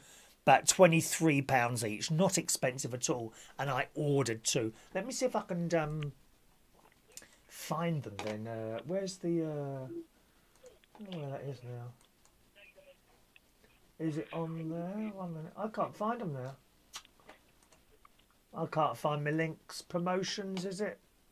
It should be under your notifications, darling, or your orders. Oh, I don't know, dear. Joom. Oh, I think my email things is... Oh, hang on, is it in spam? Oh, there it is in spam. Joom is watching over your orders. Does it have a little thing? Start shopping? No, hang on, let's have a look. Welcome to Joom. We will deliver your order or return your money. I don't know. I don't know how to do that. Do I have to go onto the thing, do I? Hang on me. Oh, hang on. Parcels can be tracked in the personal account. Right, okay. Oh, I've got notifications. No new notifications. Oh, okay.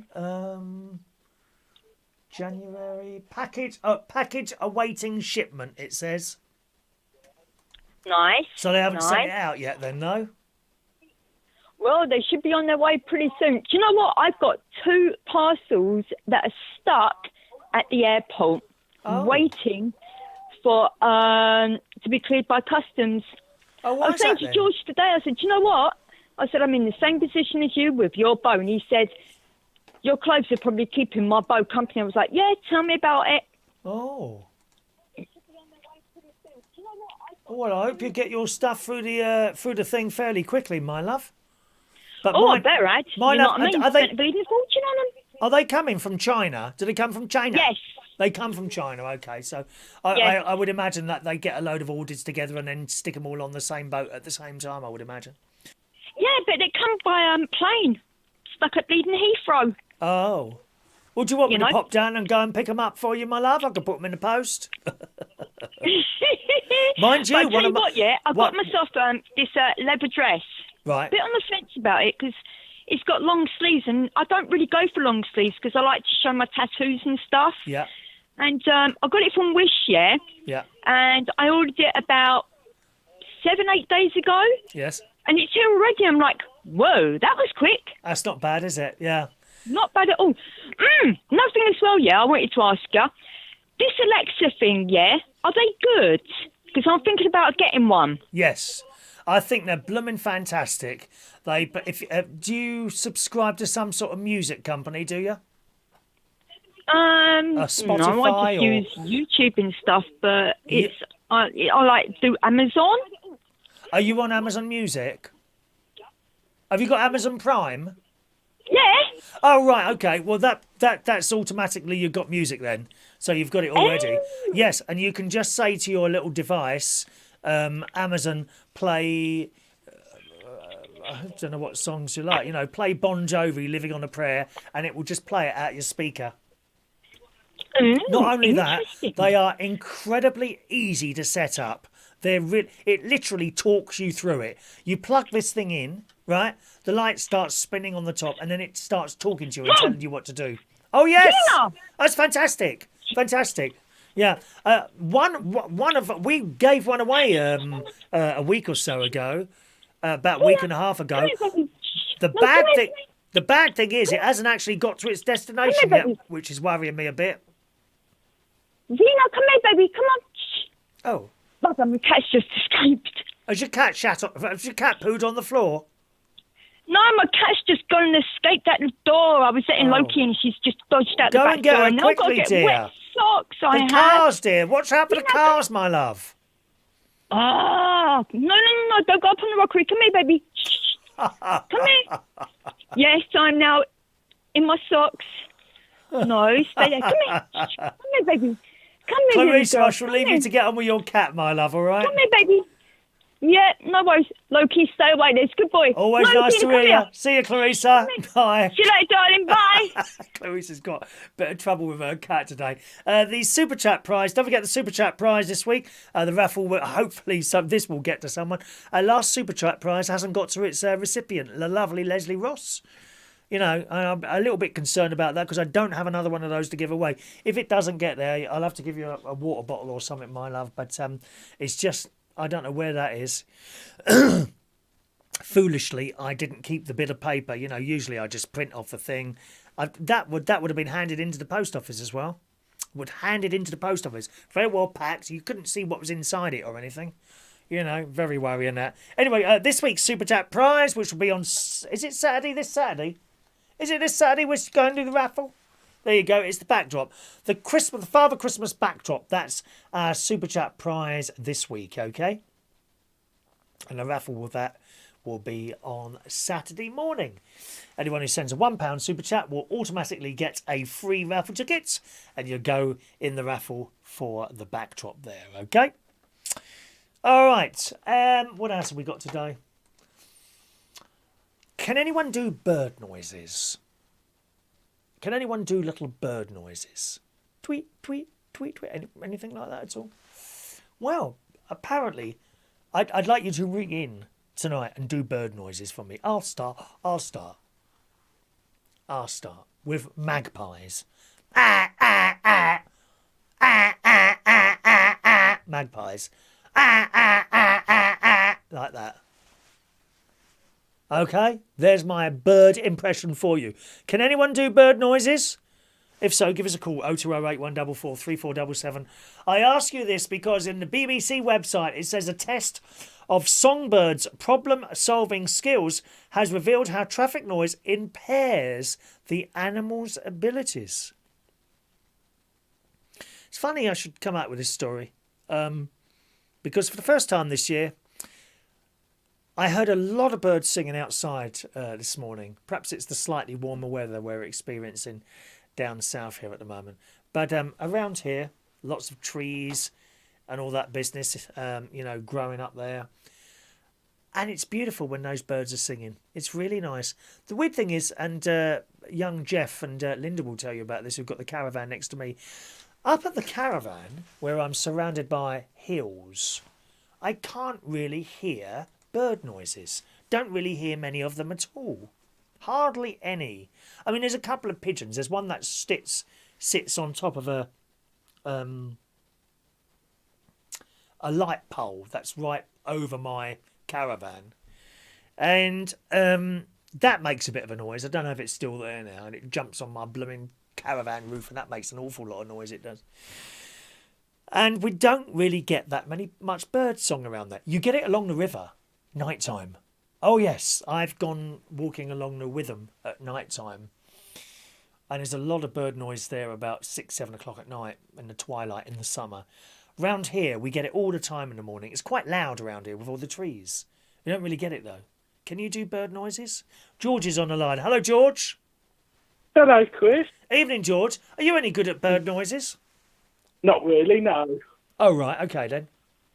Tweet, tweet. There you go. Bird noises. What particular bird was that, George? Don't know. Well, you must know, dear. You just did it. Any other bird noises? Try another one.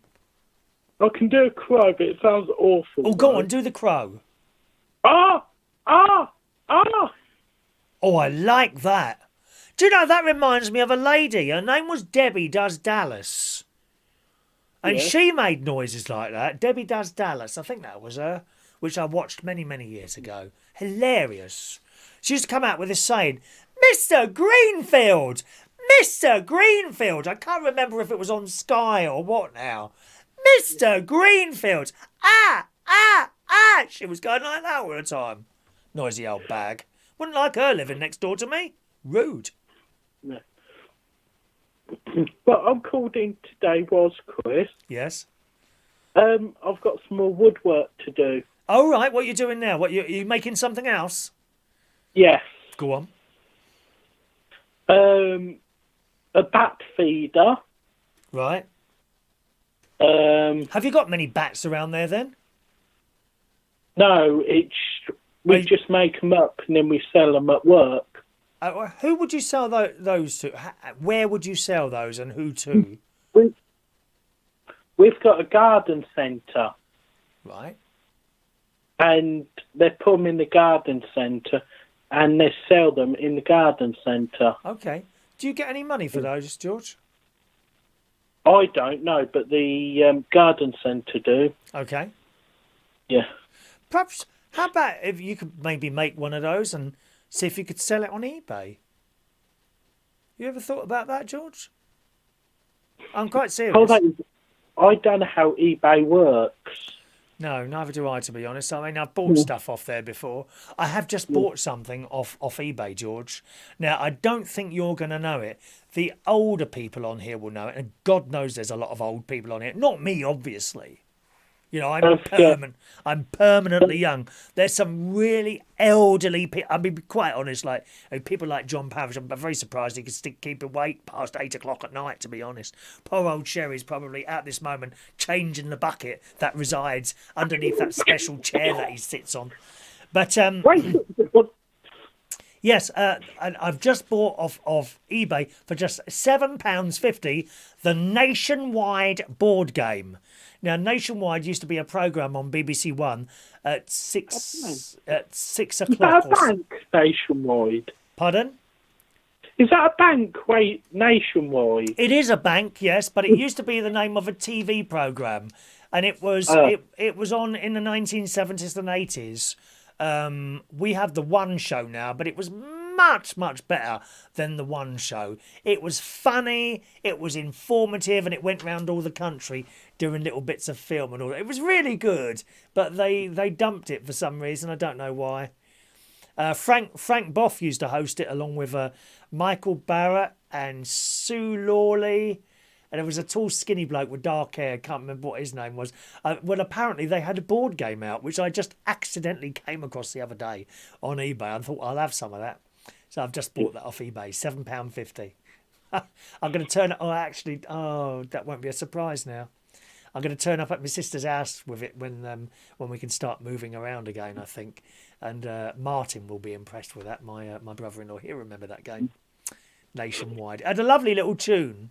Sometimes I use it as a bit of backing when I'm doing my chats on the radio. You know, da da da da da da da da da da ba ba ba ba ba ba ba. That was the tune. Yeah. Perhaps you could do that in tweet for me, like a bird singing. Could you do that for me, George? What? Ba ba ba ba. Yeah, but as a bird singing. Okay. So what did it go? Ba ba ba. Da da da da da da da da da da da. Tweet, tweet, tweet, tweet, tweet, tweet, tweet, tweet, tweet, tweet. Oh, I love it! I love it, dear. You know another sound I can do? Eh? Do you know another sound I can do? Go on. But. Buh, buh. Can you do this one, George? And this one, buh, buh. But. And this one, I can't.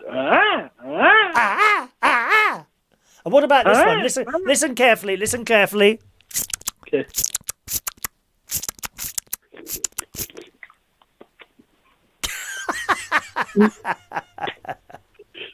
I can't believe we're sitting here doing this. This is great fun, this is. And yet there's still people listening to the boring LBC going on about politics and viruses, dear. God's sake, there's some sad, lonely characters in this. They'll all be on LBC at the moment, ringing up, all getting very hot under the collar and worrying about the world, dear, while we're sitting here having fun. It's quite funny because I've got you on mute and you're slightly behind on my TV. Do you find the show is better on mute? Be honest. And the bit at the... So you're doing your Tourette's thing and it's slightly behind. It's quite funny.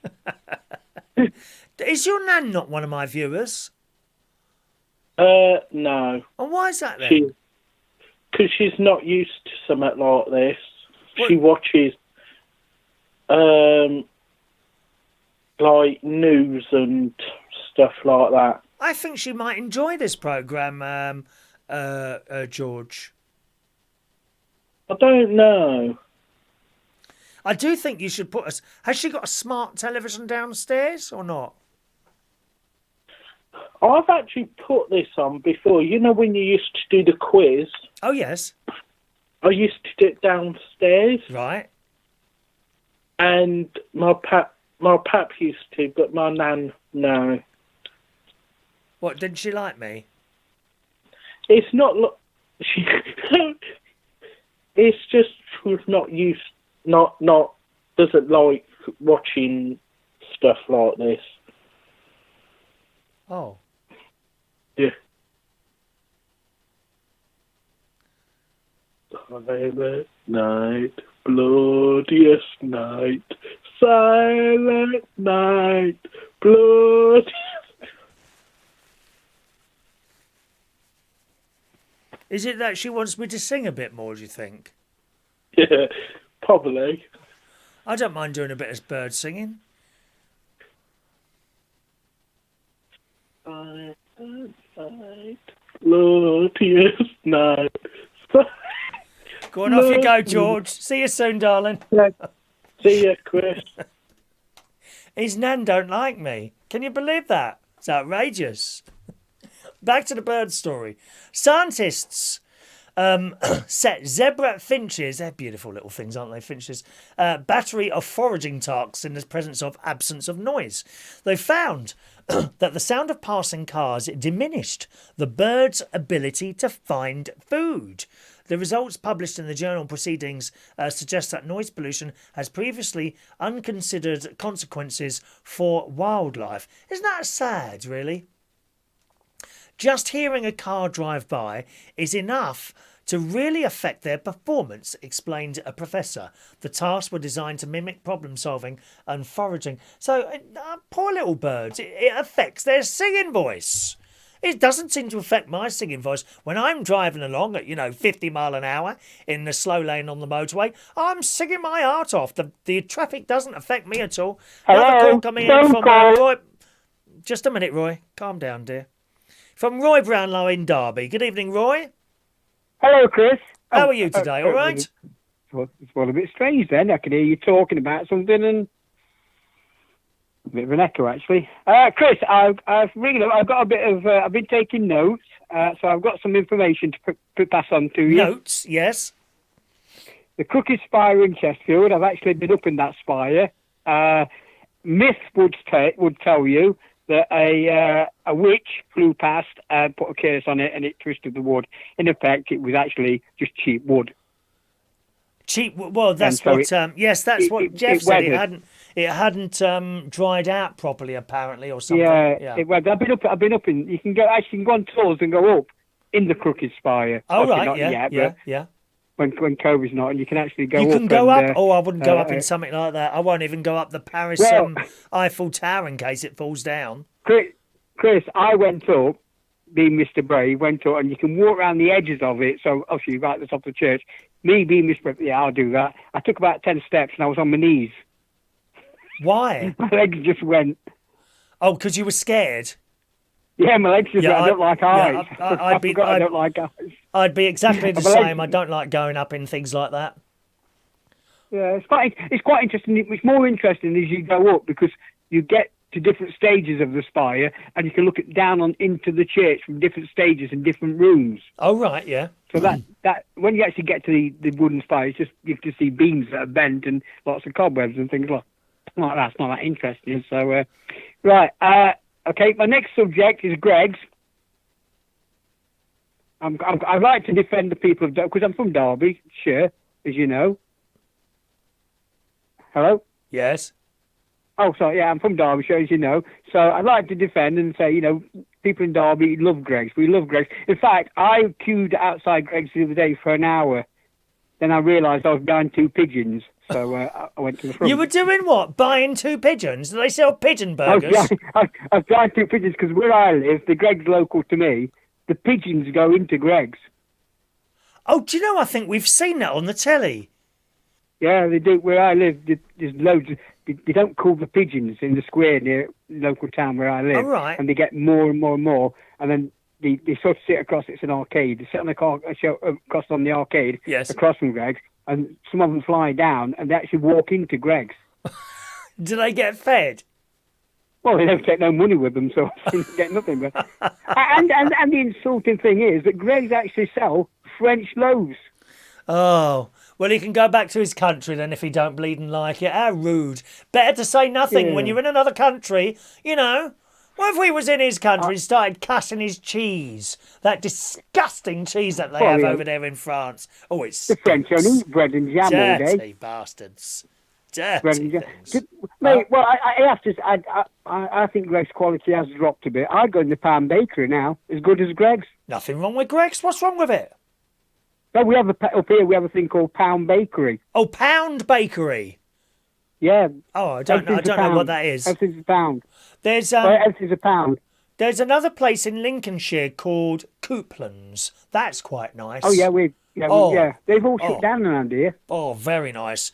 And they if will you go in Couplands, Chris, ask for no, Chris, ask for it's a long thing. It's a cross between a donut and a croissant, and it's called not a yum yum, is it? Yum yum. Yum yum, yeah, yum yums. We get yum yums. We got yum yums. Oh, they're gorgeous. We got yum they're yums. Gorgeous. But the thing is with the couplins, you just go in there and they make what you want there and then, and they're not That's tight. right, yeah. You know, if you ask for a cheese roll, it's falling out the blooming cheese by the time you of the roll by the time you take it out of the bag. They're big. That's right. And that's what you want. You don't want to buy something and still be blooming hungry afterwards, like a McDonald's. You know, I'm always hungry, sort of very shortly Well, after you McDonald's. know why that is, don't you, Chris? Because McDonald's is 99% soya, so it passes through you that quick. Yeah. They take thousands of chickens, chuck them in a bin, crunch them up till they're almost... My mate worked, is one of the top men from McDonald's. They crunch them up until they're almost water, and they chuck loads of soya in to thicken them back up. Well, I'd rather have That's just how the they- soya. You know me, dear. You know me. Yeah, that's how I think. Right, Mr. Maguire, say it for me, Mr. I've met Mr. Maguire a few times. Have you really? He died, I think it was last year when he died. Well, before he died, it was, I think yesterday. The year before. Someone's he actually. I was think doing- Mick Davenport says. Oh, where is it now? I think he said it was 3 years ago or so. Yeah, Mick yeah, it might 15 be, years ago he died. 15 years. 15 Oh, years. whoa. Yeah. Well, I'm sure I saw him at the Comic Cons. Long over the last time ago, isn't it? 3 or 4 years. Right. Because he was in Star Wars, wasn't he? Isn't he the guy that was in Star Wars as well? I don't know. I have seen him in other stuff. Good actor.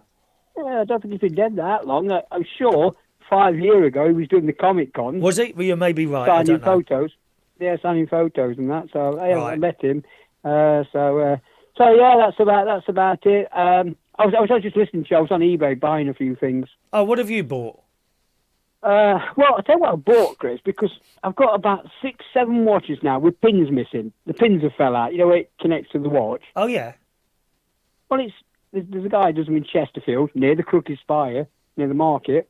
In fact, just up from the road from the Crooked Spire. And he charges £8 to put a new pin in every time. Okay. Or to alter the size, alter the size. I think it's £10 to alter the size. Well, I looked on eBay. You can buy the kit that does it, it's a machine and everything that does it, and spare pins, and it only comes to £7, and you get 300 pins. Oh. Do you keep losing them then? Well, I've got about 5 or 6 watches. I don't know why, but I always catch them and the pin flies out, don't it? And you never find it. That's never. You know, I mean, I must admit, I don't wear a watch anymore, but I've never had a pin come out. Never. Yeah, I've had a few come at quarter and the pins flew out. You don't find the pin, and then you've got to take it to and put it. And it's only a 2-minute job. Oh, you'll to never put find a that pin. once So it's. I went on eBay and Yeah. it's all you buy. It's like a little plastic thing. You It's put your watch in, you So- put the pin in, tighten the screw, and it pushes it in for you. so easy to lose these little things. I nearly lost one of my earbuds the other night because it's black, and I was walking at night, and the tarmac's black, and one fell out my ear. And I thought, oh God, what I've got to do is paint them white or something that it show up a bit more. And again, Was it a Beats? yeah, went during the daytime, during the morning when I go on the litter picking over the forest. Even over there, you drop one of those black ear bends out in the grass or whatever. You're never going to find the damn thing again, are you? I've got to paint it white or something. Perhaps have a it little expensive flashing one? Was it a LED Beat put on the or- side. Eh? It wasn't a Beat, one of those really expensive ones. No, I haven't got any expensive ones. 25 quid. 25 quid off Amazon. Nothing wrong with them. That's expensive. I buy them for about £4 off eBay. Oh, do you get them off eBay as well? Yeah, I prefer headphones though. I prefer Bluetooth headphones. I must be honest. Yeah.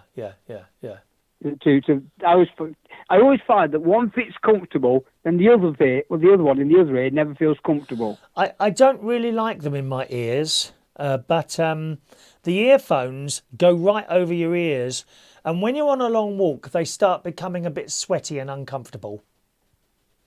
Yeah. I'd rather have one of those things, perhaps, I don't know if they do them, you know, when you had that thing go over your head, that metal band.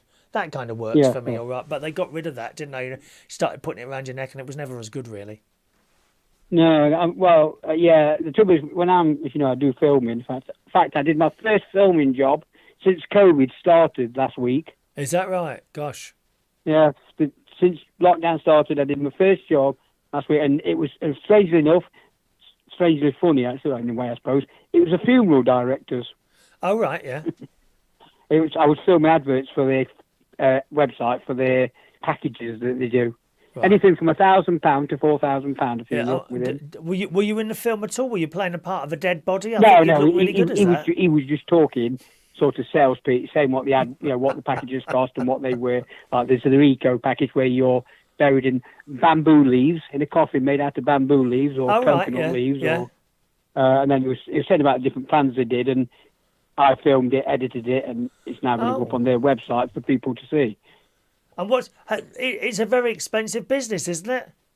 Some of it. It's cheap. The cheapest package that he did, I actually know the guy Graham did, is just under £1,000. Okay. Basically, what they do, they come and pick the body up. They put it in their mortuary that he's got at the back of the shop, and then when the time's due, they take it and burn it and bring you the ashes. No service. That's £1,000. Well, that's not a burial, is it? That's a cremation. What's the cheapest burial then? The cheapest burial he does is £2,600. Wow, it's a dear old game. Isn't it, Then really? if you have a limo, it's an extra £400, I think. And I've come across this TikTok bloke or lady, I'm not sure. There's a couple of them on there who show you the whole blooming process. And there's this other one where you go in a tank of liquid, right, and you just disintegrate.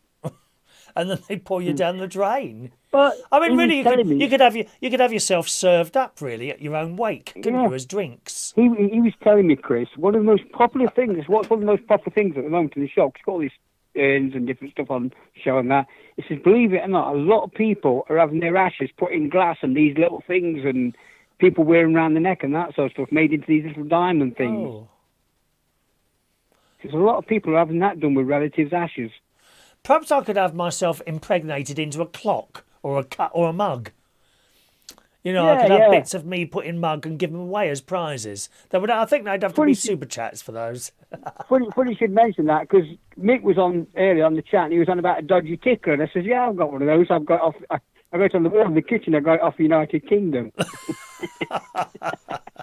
I said, what's dodgy about it? I said, once a day. You won a mug, when you won a mug, it all arrived smashed up, didn't it? One did, yeah. But you were very kind and sent me another one. We've got, incidentally, I don't know if Leslie's still watching. Leslie, who won the Echo Dot. I've got a message here from Chris who said Royal Mail apparently are 3 weeks behind with a lot of their deliveries, so he reckons it will show up at some point. So just hang on there. And hopefully that will happen. Yeah. That being said, I sent out fridge magnets on Monday and people got them Tuesday. So yeah, I think it all depends on size parcel, where it goes. Is that right? Doesn't it? Right. My final thing, Chris, tonight is that program we watched about AIDS. I found when the AIDS thing happened, I think you probably will agree with this. I think when the AIDS thing happened, the worst thing was obviously people dying, but one of the worst things was, and I had a friend called Agis who was a lovely old queen, if I can say that. A lovely old queen he was the discrimination that he faced. Yes, yeah. There was a lot of that, Chris, a lot of discrimination. He was banned from pubs and all sorts. Yeah. I think even now, people don't talk about it now even, because they're I saw someone, funnily enough, on Facebook today who said he'd found out he was HIV positive. Oh, I can't remember who it was. Now I'm going to have to do this from memory. Somehow his employer got to find out about him and sacked him straight away because they don't understand how it works, you see. So that's why a lot of people keep it to themselves. They feel that that's something like they're going to be sacked or judged by thickos. I remember being in a local pub and Agis was in there drinking a pint.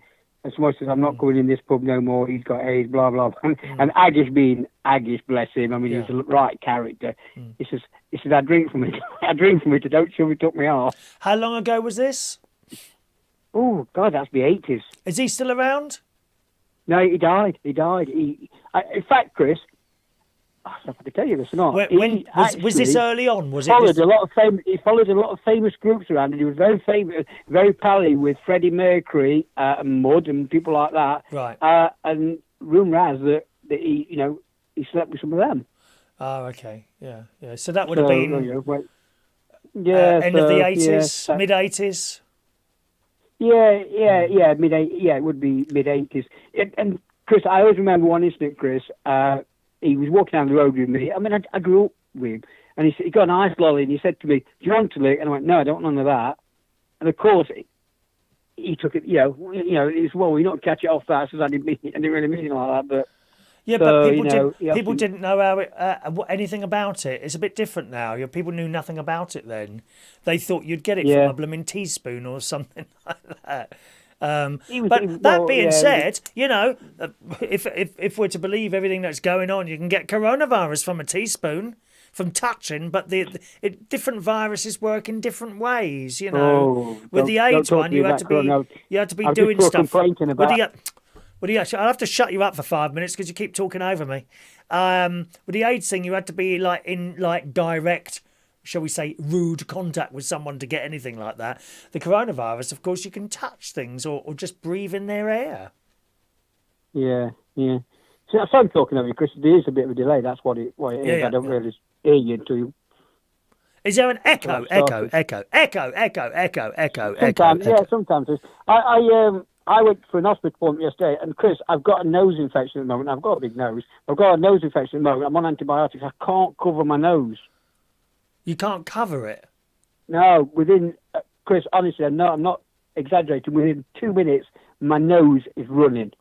Oh. So this next scarf thing I've got around my neck is covered. It's not. And the nurse said to me, "You've got to cover it." It really made a big difference. I can't cover my nose. I can put it up to my nose underneath, so I'm breathing down into it.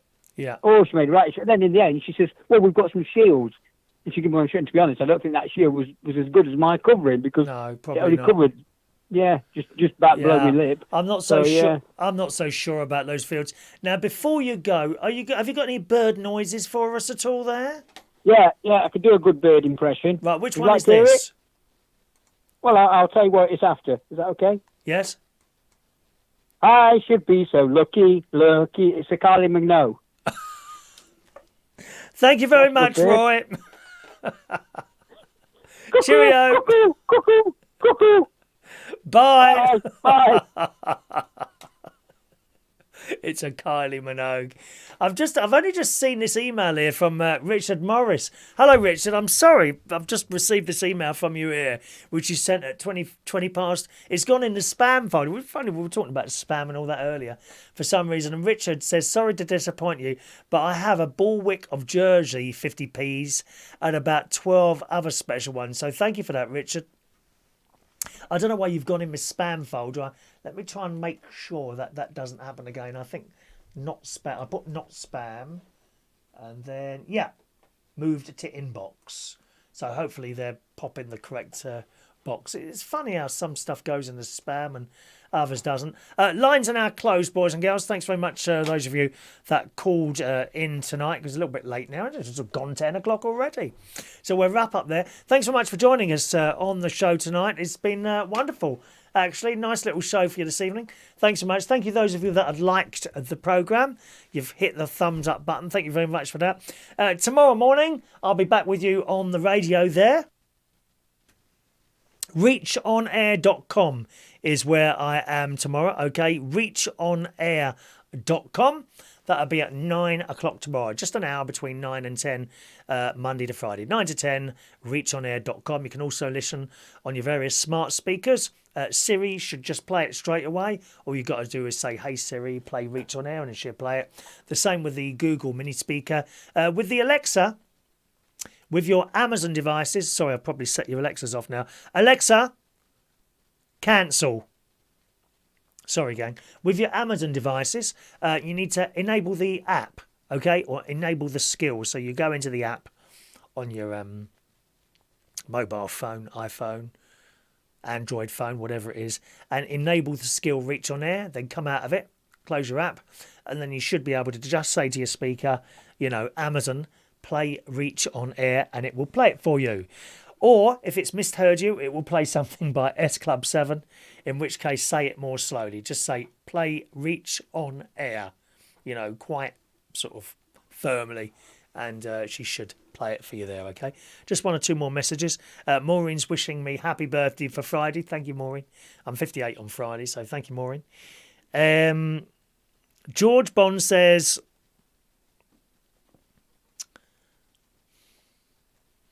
My nan even moaned at me when I got the raffle ticket fridge magnet, Chris.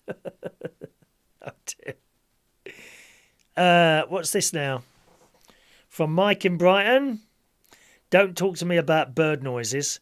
My neighbour has a massive cock that wakes me up every morning at 4:30 a.m. onwards. Is that a picture of it? Oh, here it is. No, let's.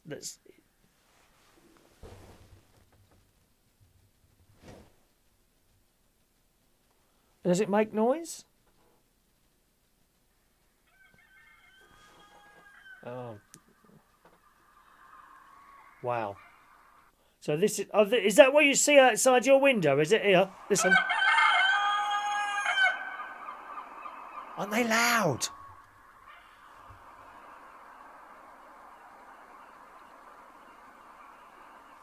Is it just the one? Oh, come on, that's not too bad, is it, Mike? I thought you was going to I thought it was going to be like it singing all the time. Poor little thing. It's only singing, you miserable old git. Don't live there then if you don't like it. Poor little cock. Rude. Thank you for that. Poor Claricea, her socks are soaked now, but she's caught the cat. All right. Okay, gang, thanks for joining us. Another chat show for you on Saturday morning at 9 o'clock. Okay, Saturday morning at 9 o'clock. Once again, thanks for all your likes. Thanks for watching and listening. Enjoy the rest of your Wednesday night. I'm going to go and have a nice cup of tea and watch another episode of Cobra Kai. See you soon. Bye-bye now.